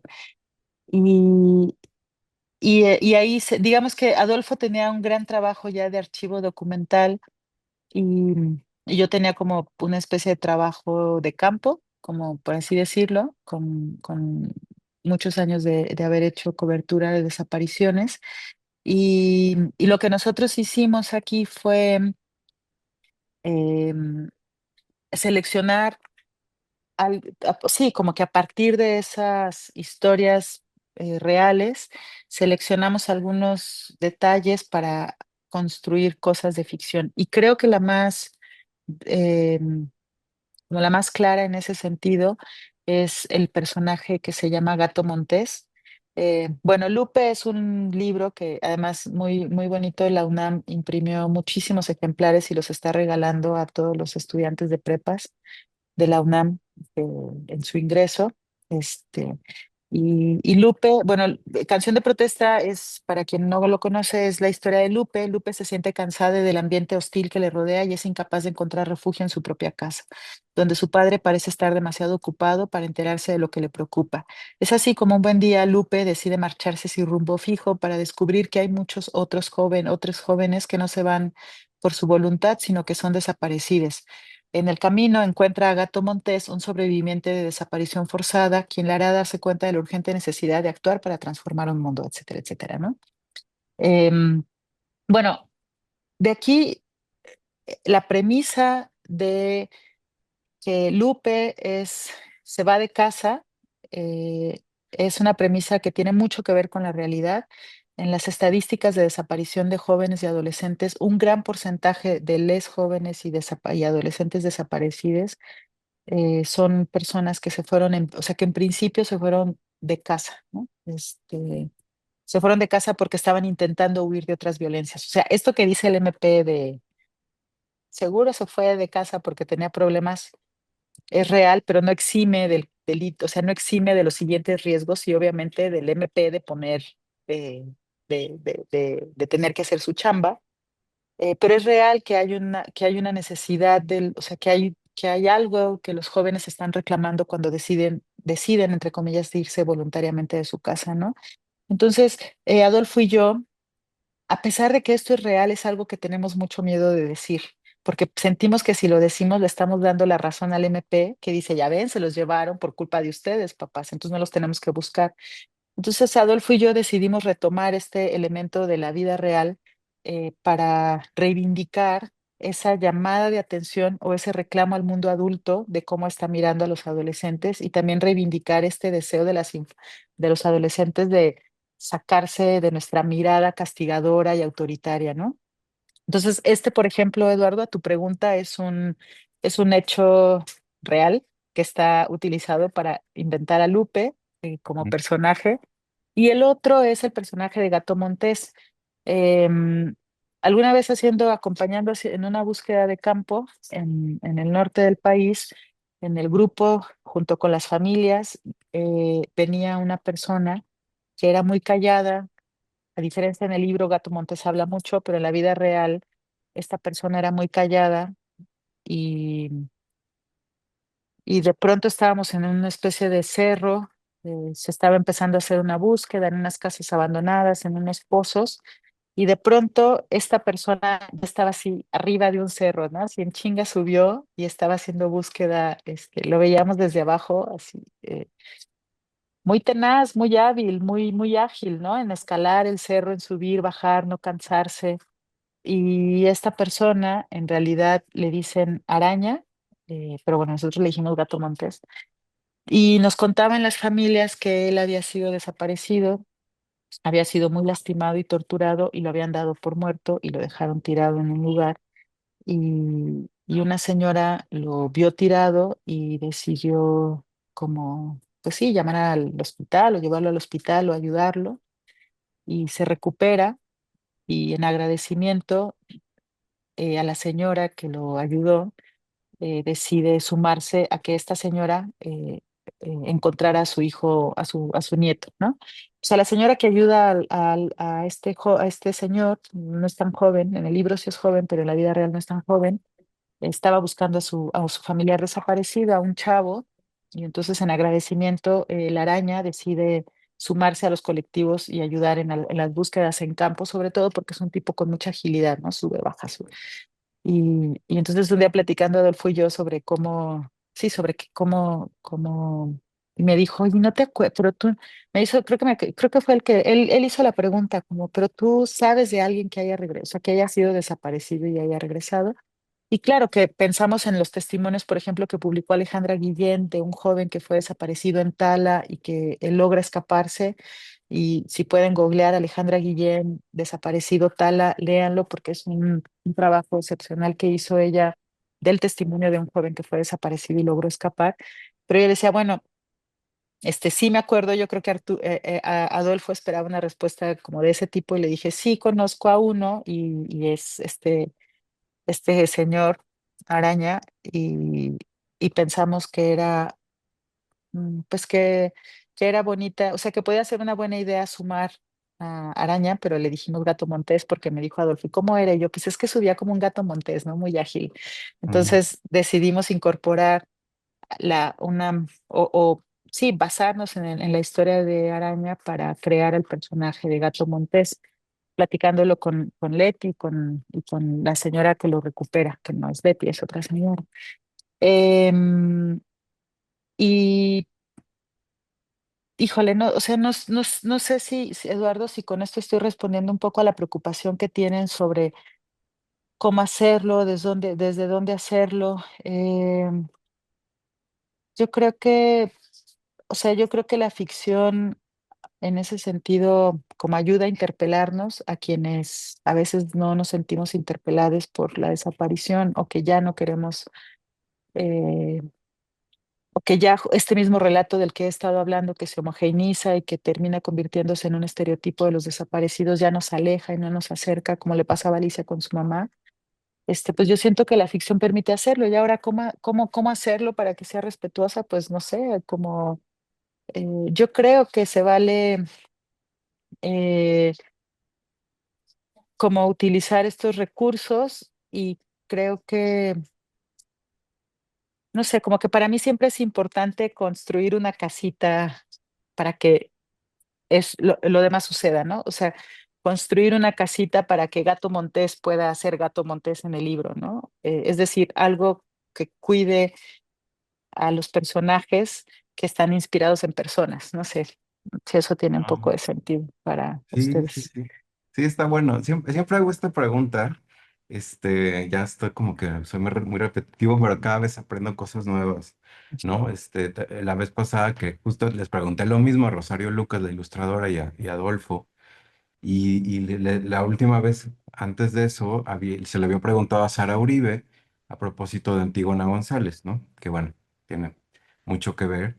Y ella dijo algo que me gustó mucho también, como ahora esto que estás diciendo, como de hacer casita, ya lo voy a repetir de ahora en adelante. En ese momento Sara me dijo como de poner la indignación al ser, o sea, que no paralizara, sino que la pudieras poner al servicio de la escritura. Y esto también que dices acerca de como que el vehículo, o sea, la ficción como vehículo, creo que sirve muy bien, ¿no? Porque realmente este libro sí encontró muchos lectores. O sea, me tocó ver en Film Guadalajara que había muchos chavos y eso también es importante justo para abrir como otros canales, ¿no? Bueno, entonces, ahora Eso que sí, es medio Carla. raro, ¿no? Es medio ¿Cómo? raro el libro, es medio raro, la verdad. El libro es Sí, medio raro, pero sí. está raro, sí, porque es como así, intermedial y ponen playlists y, o sea, sí, está muy bueno, se los recomiendo. Pero ahora También se sí, descarga. Creo que todos se descargan. ¿sí? Este, o Ah, sea, no el sabía. recetario, no sé, o sea, hormiga se descarga, creo que la presencia, la ausencia se descarga y memoria de un corazón ausente se descarga. No sé si el de los bordados, pero, y tampoco sé si el de geografía del dolor, pero geografía tiene página y el recetario tiene página. Y este se descarga ahí en la página de la UNAM. Hola, ¿cómo están? Hola Daniela, un gusto. Hola. Bueno, te saludo desde La Serena, Chile. Qué bueno. Bueno, lo primero es que igual precisamente iba a consultar por una de las obras que mostraste sobre el recetario. Así que ahí voy a estar atenta si es que hay páginas, si es que no la puedes compartir. La página Yo te la te digo ahora agradecería. mismo. La página es súper sencilla, es recetarioparalamemoria.com y se hizo el libro de los mochis, del fuerte, siempre confundo, perdón, el de, el de las rastreadas del fuerte, se hizo el de Guanajuato, que es el que les mostré, y se está haciendo uno en Colombia. Ah, mira. Bueno, gracias. Yo creo que le voy a echar un vistazo. Me parece bastante valioso que se aborde desde esa mirada también. Bueno, yo la pregunta que traigo y es un poco en el contexto de que a propósito acá en Chile mañana es 11 de septiembre, se conmemoran los 51 años del golpe y bueno, me facilitó creo un Chuma, montón tenés un haber ratito con la clase. escuchado, Ahí entro. ay sí, me facilitó un montón digamos como el ejercicio de hacer memoria respecto a esto. Y una pregunta que siempre está presente en estas fechas es qué se entiende por reparación en realidad, como a qué responde la reparación y bueno, esa es mi consulta en realidad, al menos desde el periodismo en este caso, ya que tengo la oportunidad quizás de escucharlo de alguien que lo desarrolla, digamos, de esa manera. Muchas gracias, Carla. Bueno, les fui pegando ahí algunos links de los descargables, ¿no? Y ahorita sigo con eso. O sea, yo no me atrevería, o sea, yo creo que la reparación, como que, como que siento que dimos por hecho que sabíamos que era justicia, verdad y reparación desde el discurso del derecho trans internacional, ¿no? Como desde el lado de los derechos, de los derechos humanos o del espacio jurídico, que se plantea como las víctimas tienen derecho a la verdad, a la justicia y a la no repetición, ¿no? Y luego que te creo que también, o sea, la reparación está ahí también, al menos en el sistema judicial está la reparación del daño. Y, y bueno, es una pregunta, o sea, a mí la primera vez que me, así fue como cachetada, fue alguna vez platicando con alguna mamá eh, sobre esto. Ella decía, pero es que ¿qué puede ser reparador, no? Después de, o sea, como que no alcanza, o sea, no alcanza la justicia, pero tampoco alcanza la reparación, como que puede reparar todo lo que se ha roto, todo lo que se ha dañado, todas las cosas que cambiaron de curso y que nunca más van a volver al curso que tenían. Y a mí esa respuesta me pareció brutal y al mismo tiempo me dejó como muy angustiada, ¿no? Muy como, pues no hay nada que hacer. Y yo creo que yo me acercaría a esa respuesta, Carla, como desde poquito, ¿no? Como, o sea, siento que si la enfrento así grandota, no, nada va a alcanzar, ¿no? Y seguramente, yo creo que en general, si se los preguntamos a las familias, nada va a alcanzar para esa reparación. Pero si pensamos en como en hacerla más chiquita, a lo mejor hay cosas que sí pueden. Y también va a depender mucho de qué repare para una u otra persona, o sea, eh, y depende de las historias personales de cada quien, pero también depende del cobijo que su historia ha tenido a nivel social. Hay familias que son ninguneadas, hay familias que se convierten en emblemáticas, ¿no? Entonces también la forma en la que la sociedad responde al dolor de cada historia, de cada familia, yo creo que tiene que ver con lo que se puede considerar desde las familias como reparador o no. Pero pienso también, por ejemplo, como que esa pregunta, además de no hacerla grandota, sino así de poco a poquito, eh, pienso también como en hacerla de manera individual, ¿no? El otro día estábamos platicando con una mamá que su hija fue asesinada, fue víctima de feminicidio, y para ella lo reparador es que el feminicida reconozca el juicio, o sea, reconozca el crimen, porque ahorita lo está negando. O sea, para ella lo reparador es que el feminicida reconozca el crimen y pase en prisión los años que tenga que pasar, pero que cuando salga de prisión, como que ayude con su historia a evitar otros feminicidios, ¿no? O sea, para ella eso es, para ella ni siquiera tiene que ver con el castigo, o sea, tiene que ver con que este chavo tiene que pasar cierto tiempo en prisión porque lo tiene que pasar, pero al salir que este chico pueda, no sé, dar conferencias, hablar, qué sé yo, para evitar otros feminicidios, o sea, hablar a otros como él para que alcancen a detectar, no sé, y eviten otros feminicidios. Eso es lo que para ella sería reparador o eso es lo que para ella sería importante, dado que la vida de su hija pues nunca va a volver, ¿no? Eh, y hay otras familias que yo he preguntado y no hablan ni siquiera en términos de reparación, sino en términos de venganza. Y hay que preguntarnos por qué hablan en términos de venganza, ¿no? O sea, ¿qué no dimos socialmente para que la familia, o qué hicimos socialmente para que la familia solo pueda imaginar la venganza por algo que pasó en contra de ellos? Entonces, no sé, son como que las dos cosas en las que yo trataría de posicionarme frente a esa pregunta. Em, y bueno, claro, luego hay un montón de cosas que sí entran en el ámbito de lo social, de la reparación, ¿no? ¿Qué se tiene que hacer para evitar ese crimen? Bueno, cosas desde muy concretas, ¿no? Desde transporte público eficiente, alumbrado, acceso a servicios médicos, en fin, o sea, cosas muy concretas que se pueden hacer, que se tendrían que hacer, eh, y otras que creo que la respuesta solo es individual. Hay quien dice, bueno, para mí reparación sería que limpiaran la imagen de mi familiar, ¿no? Mm, pero sí, eso. Eso pensaría. Ok. En Facebook tenemos una pregunta de un perfil, el punto de la I. Dice, buenas noches, mil gracias por el espacio. Me gustaría preguntar si tuvo algún entrenamiento especial para poder hacer preguntas a las víctimas. También me gustaría preguntar qué periodistas o autores son fundamentales en su formación de periodista. Por ejemplo, bueno, la autora de Voces de Chernobyl, etcétera. Bueno, mientras leías, copié el otro PDF para que lo descarguen, el de canción de protesta.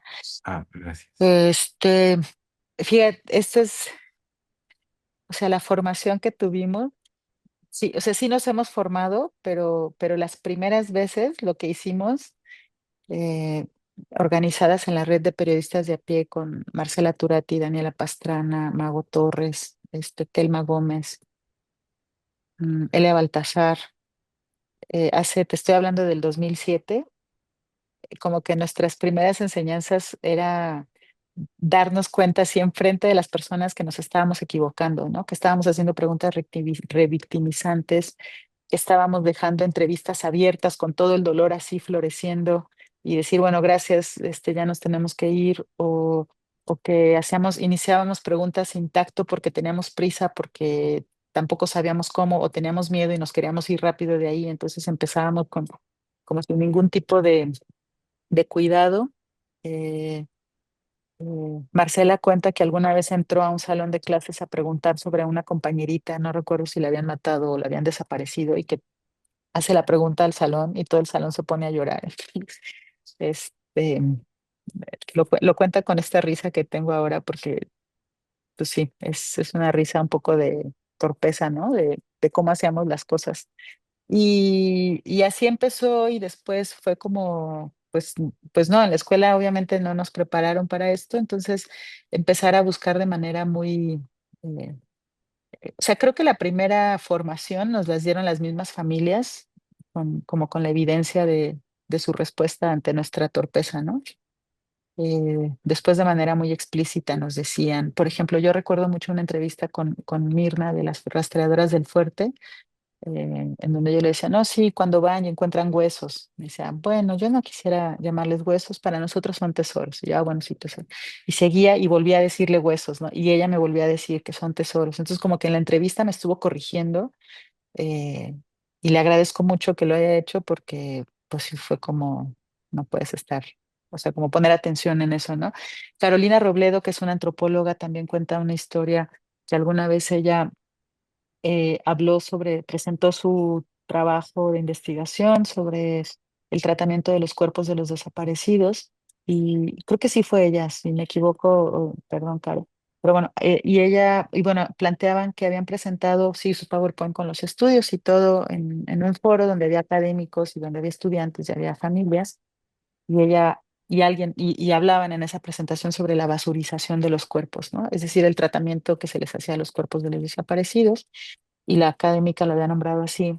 Y una familia, y una señora se acercó después y le dijo, oiga, yo sé que los tratan como basura, pero es muy fuerte escucharlo así, ¿no? O sea, la forma en la que usted lo dijo fue muy dolorosa para nosotros. Entonces, a esto me refiero cuando son las mismas familias las primeras que nos están corrigiendo. A veces son muy explícitas, como este ejemplo y el de Mirna, y a veces no, pero entonces ahí nosotras tenemos que poner atención, eh, y entender que los límites éticos se construyen en esos intercambios.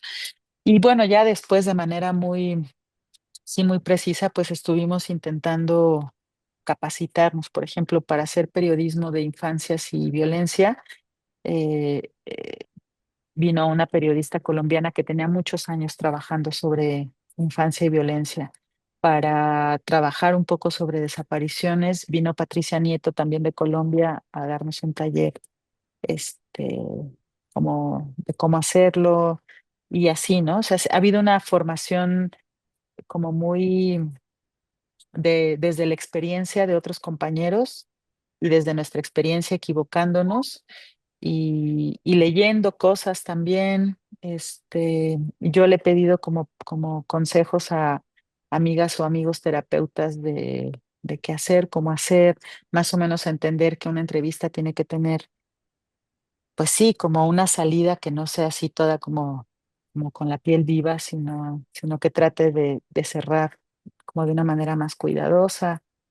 em, y, y, y eso, creo que y luego, sí, o sea, ha sido así como organizando talleres entre nosotras y poniendo mucha atención a cómo nos equivocamos. Y una cosa que hubo muy bonita también fue que alguna vez cuando fue la caravana del Movimiento por la Paz, después de 15 días de ir todos los días en el camión y de que ya no teníamos nota porque, pues sí, también la prensa se cansaba de escribir diarios sobre las desapariciones, em, o en el día que eran muchas horas de trayecto y ya no sabíamos bien qué hacer, empezamos a entrevistar a las familias que venían en los mismos camiones y a decirles, ¿qué es lo peor que hacen los reporteros o que hacemos los reporteros cuando los entrevistamos? ¿No? Y ya nos decían, bueno, pues ya esa era nuestra capacitación. ¿O qué cosas es importante para ustedes que preguntemos y nunca preguntamos? Y ya nos decían, ¿no?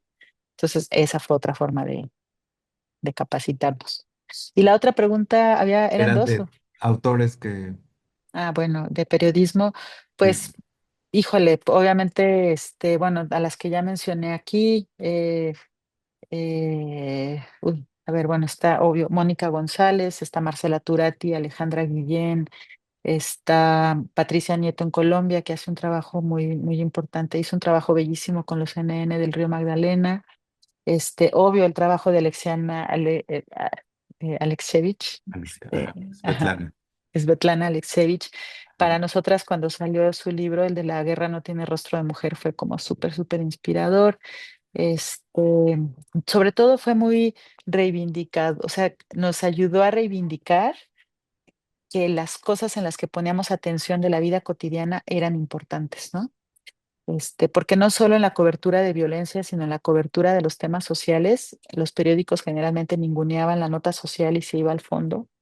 Y entonces leer a Svetlana Alexievich fue como una reivindicación de que eso es importante y también una gran enseñanza de cómo hacerlo. Em, Me voy a acordar de más, pero bueno, ahorita se me vienen. Aquí en México, Marcela Turati, Alejandra Guillén, Daniela Pastrana, Mónica González, este, por ahí, Bueno, con Lidia esos. Carrión, Ah, claro, sí, eh, que también estuvo por acá. ajá, Este, Hola, ¿qué tal? ¿Qué tal a todas, todos? Y hola Daniela, qué chido tenerte por acá. gracias, igualmente. Em, Gracias. Pues me siento como muy aturdido y muy blando, como después de todo lo que nos trajiste, de todo el material. Y tal vez por eso me costó tanto. Yo también había planteado un par de preguntas, pero creo que en medida de que ibas contándonos como acerca de estas producciones, fui descartándolas un poco. Yo también quería preguntar mucho sobre la ética, un poco sobre como los límites entre qué decir uno, qué decir y qué simplemente escribir, qué simplemente espectar o qué narrar o qué no, o desde la ficción o no. Pero te digo, como que se fueron despejando un poco o cambiando más bien como de palabras mientras nos contabas.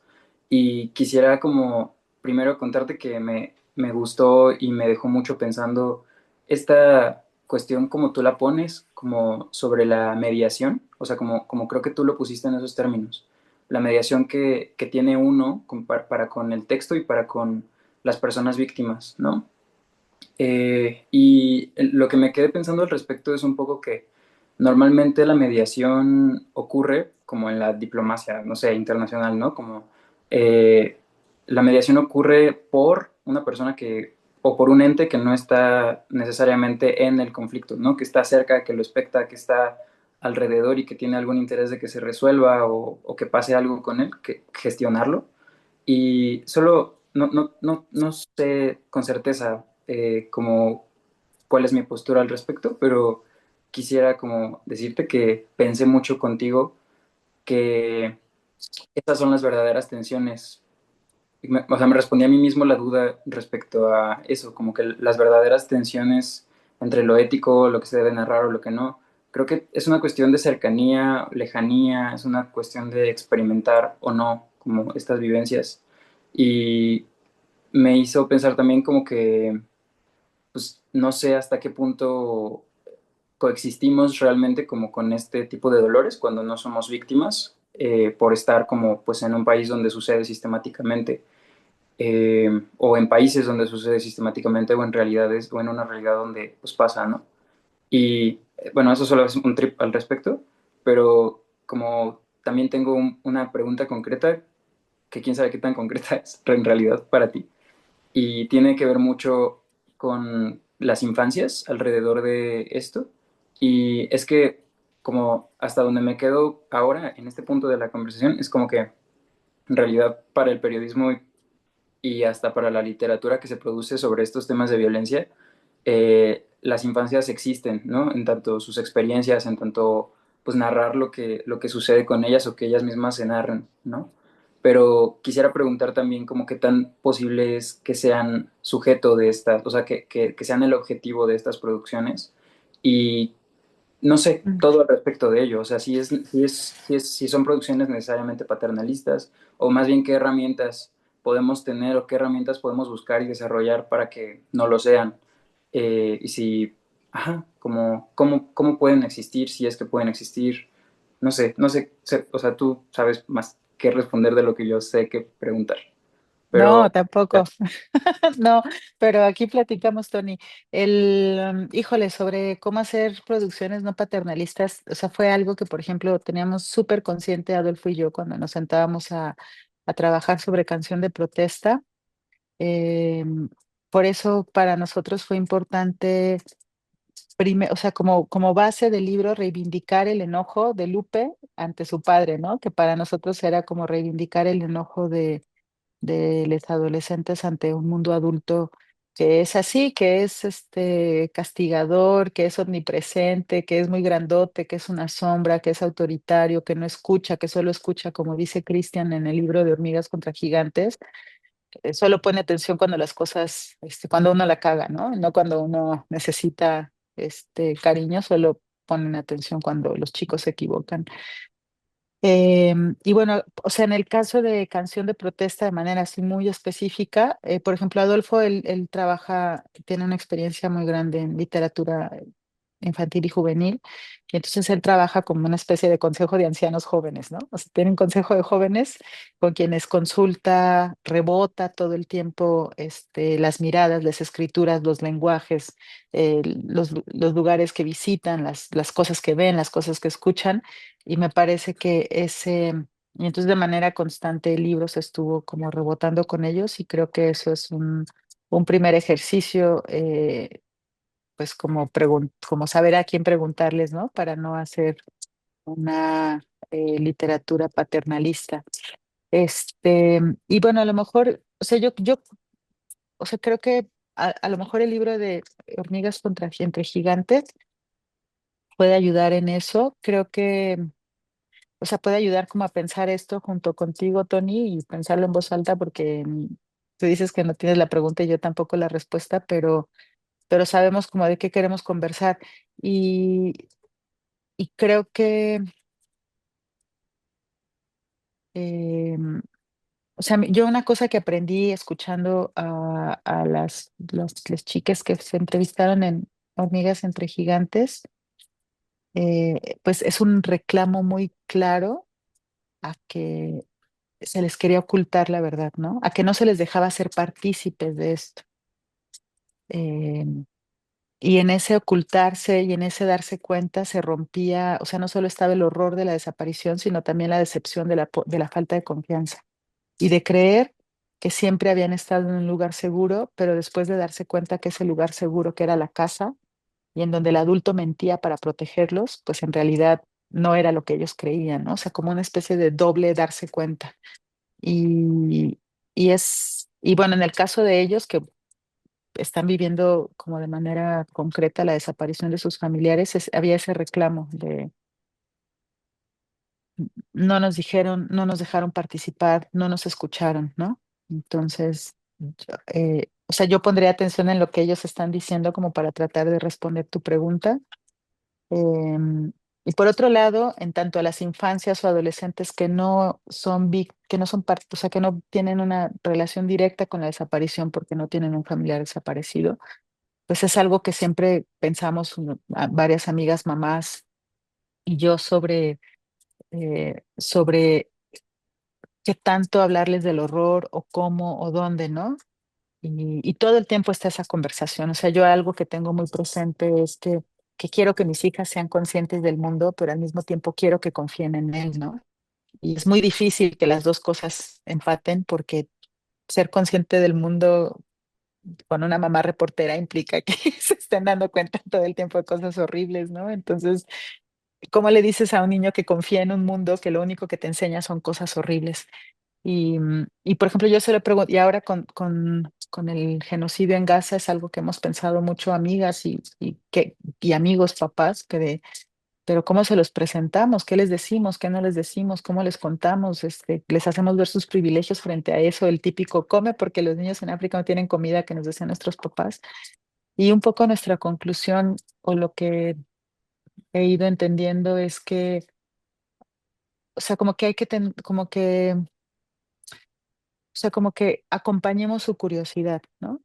O sea, como, como que más que estarles diciendo esto pasa y ta, ta, ta, ta, ta, es como hacer caso a su curiosidad, poner atención en dónde está su curiosidad sobre estos, por ejemplo, sobre el genocidio en Gaza y acompañarla. Yo le preguntaba muy explícitamente a Adolfo, ¿no? Porque siento que es una persona que tiene muchísima experiencia para responder esta pregunta, Tony.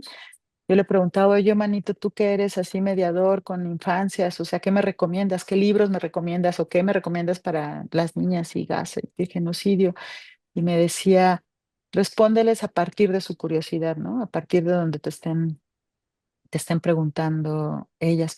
Porque en mi afán de criar niñas conscientes, pues también me he dado cuenta que me desboqué y, y creo que también hay mucho temor, ¿no? O sea, yo ahorita estoy tratando de revertir ese temor de más que hay por quererles mostrar un mundo pues en el que van a vivir, pero no es un equilibrio, o sea, siento que no es nada fácil, Tony, porque por un lado es eso, como enseñarles a confiar en un mundo del que también les tienes que enseñar que se tienen que cuidar de él, ¿no? Ya está bien difícil. Pero bueno, mira, ahí está canción de protesta y ahí está el PDF de hormigas y yo creo que leerles con la salvedad de que probablemente las preguntas que se les hicieron, algunas podrían ser paternalistas, pero muchos de ellos escapan a nuestras preguntas paternalistas. Podríamos seguir, o sea, podríamos seguir pensando, conversando sobre eso. Y que ya. Y Sí, Jessica, y luego ya voy a dormir chamacas. exacto. Gracias. Bueno, yo me pareció muy interesante todo lo que hablaste. Es un tema que a nosotros, bueno, yo soy de Colombia, en este momento vivo en España, pero pues que nos toca muy especialmente porque en Colombia este tema de los desaparecidos, pues hay de todo, ¿no? Hay desapariciones de Estado, hay del conflicto De armado, paramilitares, de hay de los guerrilla. Ujú, feminicidios, ujú. exacto, hay de todo en Colombia, entonces pues es un tema que a mí me parece muy importante, pero muy difícil. Entonces me interesó sobre todo el tema de los niños, de cómo crecen los niños con esa imagen de la persona desaparecida.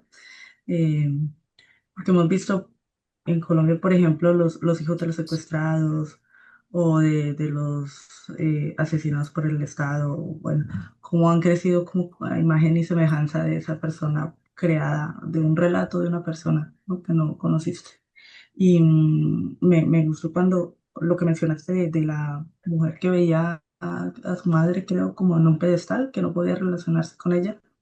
Y también como la otra parte, por ejemplo, los feminicidios.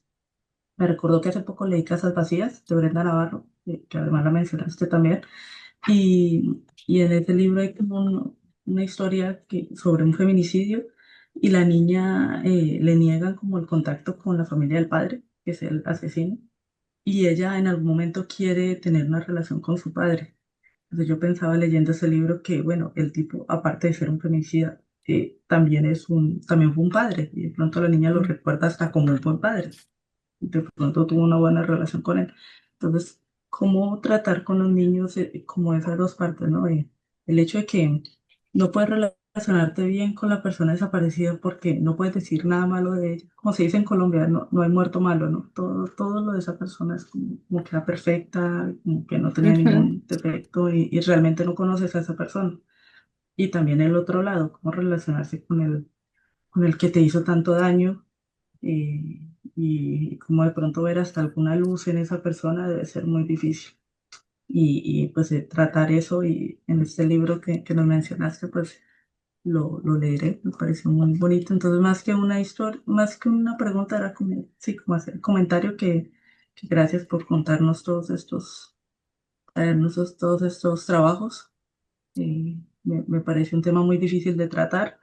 Y ahora que mencionabas lo de como la ética para hablar con las familias, eh, me acordaba que en periodismo a uno le hablan no, no es que no recuerdo cómo se llama, como de cuando uno va a a una comunidad y toma las historias de ellos, pero no les deja nada, algo como de Ah, antropología. extractivismo. Ajá. Sí.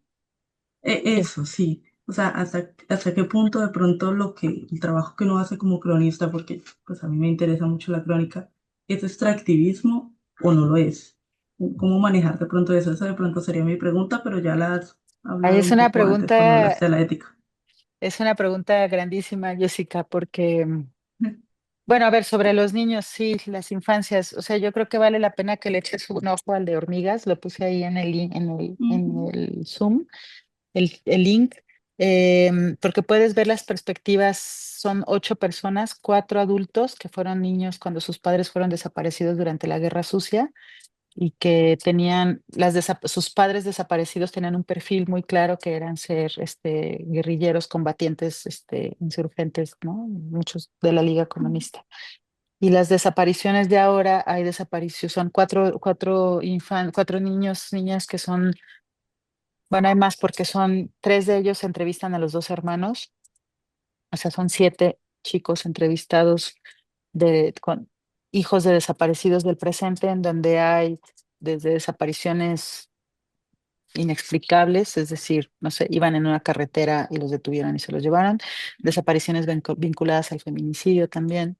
Y, y yo creo que es bien interesante leer los 8 relatos como primero pensando cómo se relaciona uno con una desaparición cuando el desaparecido tiene un perfil muy claro, que es el ser miembro de un grupo de guerrillero, y cuando no hay más explicación de eso, ¿no? También, también como que el desaparecido, porque fue desaparecido, porque era integrante de la Liga Comunista o porque estaba luchando por un mundo mejor, como que siempre se reivindica más socialmente que un desaparecido sin categoría, por no sé cómo decirlo. Eso lo dice Alicia de los Ríos, también lo plantea muy claro como ella, es que la voy a citar, pero ella dice es que yo soy desaparecida con pedigrí, ¿no? Ella tiene un sentido del humor en el que se permite decirse esas cosas. Yo soy desaparecida con pedigrí porque soy desaparecida de una integrante de la Liga Comunista que es súper reivindicada frente a otras desaparecidas. Ahora, ¿no? En ese entonces tampoco es que fueran reivindicados. Entonces te permite leerlo en claves así, pero también en claves generacionales, ¿no? Eh, como cómo se asumía una desaparición hace 40 años o cómo se asume ahora. Y dentro de los chicos de ahora, por ejemplo, hay una historia de León que su madre Liliana le cuenta a León de la desaparición de su papá desde que León tenía 1 año de edad. O sea, y entonces ahí puedes ver qué pasa cuando se le cuenta a un niño desde el momento cero que su padre fue desaparecido y qué pasa cuando la familia intenta ocultar la desaparición para evitar un sufrimiento a los niños, ¿no? Entonces yo creo que te serviría mucho leerlo como en claves de respuestas y acciones y reacciones de los chicos. Y sobre el tema híjole, es una pregunta muy grande, no sé cómo decir algo que pueda ser como concluyente ya en el tiempo que queda, pero, o sea,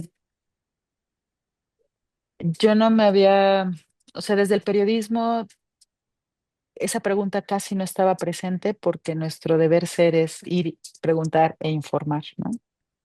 Yo siento que esa pregunta a mí se me hizo más presente cuando sí, cuando se empezaba a, a documentar las desapariciones como, como para otros fines que no eran meramente los informativos, ¿no? Como el crear arte, como el crear una serie documental de plataforma con muchísimo presupuesto, como para crear una novela que va a ser premiada, en fin. Em, y yo creo que, o sea, tiene que ver con la devolución y la devolución puede ser tan simple, pero que no se hace siempre como ir y entregar la revista donde salió el artículo, hasta sostener un vínculo que en muchos casos termina siendo casi de madrinazgo, ¿no? De adoptar, que se adoptan mutuamente las familias y la persona que está reporteando o documentando. Em, o sea, me parece que el espectro de los vínculos que se pueden generar es grandísimo, es muy amplio, pero que lo mínimo para sí, como evitar no devolver, pues tiene que ver con eso, ¿no? Como con llevar, o sea, a nosotros una vez en un foro nos decían es que ni siquiera nos llevaron la dichosa tesis, ¿no? O sea, ni siquiera tenemos la tesis que se hizo a partir de nuestro trabajo que podríamos tener aquí para leer entre todas, o ni siquiera nos mandaron el link de la publicación, o ni siquiera nos dijeron que ya no se iba a publicar nada, ¿no? Entonces yo creo que va desde esas cosas mínimas hasta otras que tiene que ver también con hacernos cargo de nuestra mirada sobre esas historias que son, pero bueno, ahí Silvia Rivera Cusicanqui tiene algo muy interesante sobre eso, sobre hacerse cargo de la mirada propia. Eh, Valentina Glockner, una amiga antropóloga que trabajaba con infancias migrantes, tiene algunos artículos, creo que están en línea, sobre, ella lo plantea desde la academia, ¿no? Desde no solo, o sea, como el extractivismo, no sé si ella lo mencionaba así, pero desde la academia, pero también desde las organizaciones de derechos humanos que obtienen recursos económicos y simbólicos a través de las historias de las otras personas, ¿no? Ujú. Por ahí creo que podrías como encontrar algo en internet que profundice más sobre eso. Perfecto. Vale, Muchas Mariana, gracias, muchas Daniela. gracias. Pues bueno, y ahora sí, vamos a cerrar entonces la conferencia. Te reitero nuestro agradecimiento, Daniela, por habernos acompañado. Nos quedamos con muchas lecturas pendientes. Sí, ahí Ya están ya todos los PDFs para que los descarguen, los lean, los comparen también, ¿no? ¿Qué hace un libro que no hace el otro? ¿Qué aporta cada uno a esta conversación? O sea, más allá de, bueno, por un lado, ¿qué aporta a la representación de las desapariciones, pero también qué aporta a la discusión de cómo lo estamos haciendo? Está también en Facebook. Pueden verlo quienes nos siguieron en la transmisión. Y bueno, a mi muy querida cuarta generación, les agradezco que se hayan conectado a esta última sesión sincrónica y pues, bueno, no se libran de nosotros, todavía tenemos El contacto examen estrecho. final. Sí, pero pues bueno, esto es un final, es un primer final. Entonces, gracias por este año. Gracias de nuevo, Daniela. Gracias a quienes nos siguieron. Y pues les recuerdo que está abierta ahora la convocatoria para la quinta emisión del Diploma en Escritura Creativa. Muchas gracias Pues y buenas a noches. ustedes, gracias por su tiempo, Eduardo, gracias por la invitación y ahí Gracias. seguimos en contacto. ¿Va? Muchas gracias. Un abrazote. Hasta luego. Buenas Bye. noches, gracias. Gracias. Bye.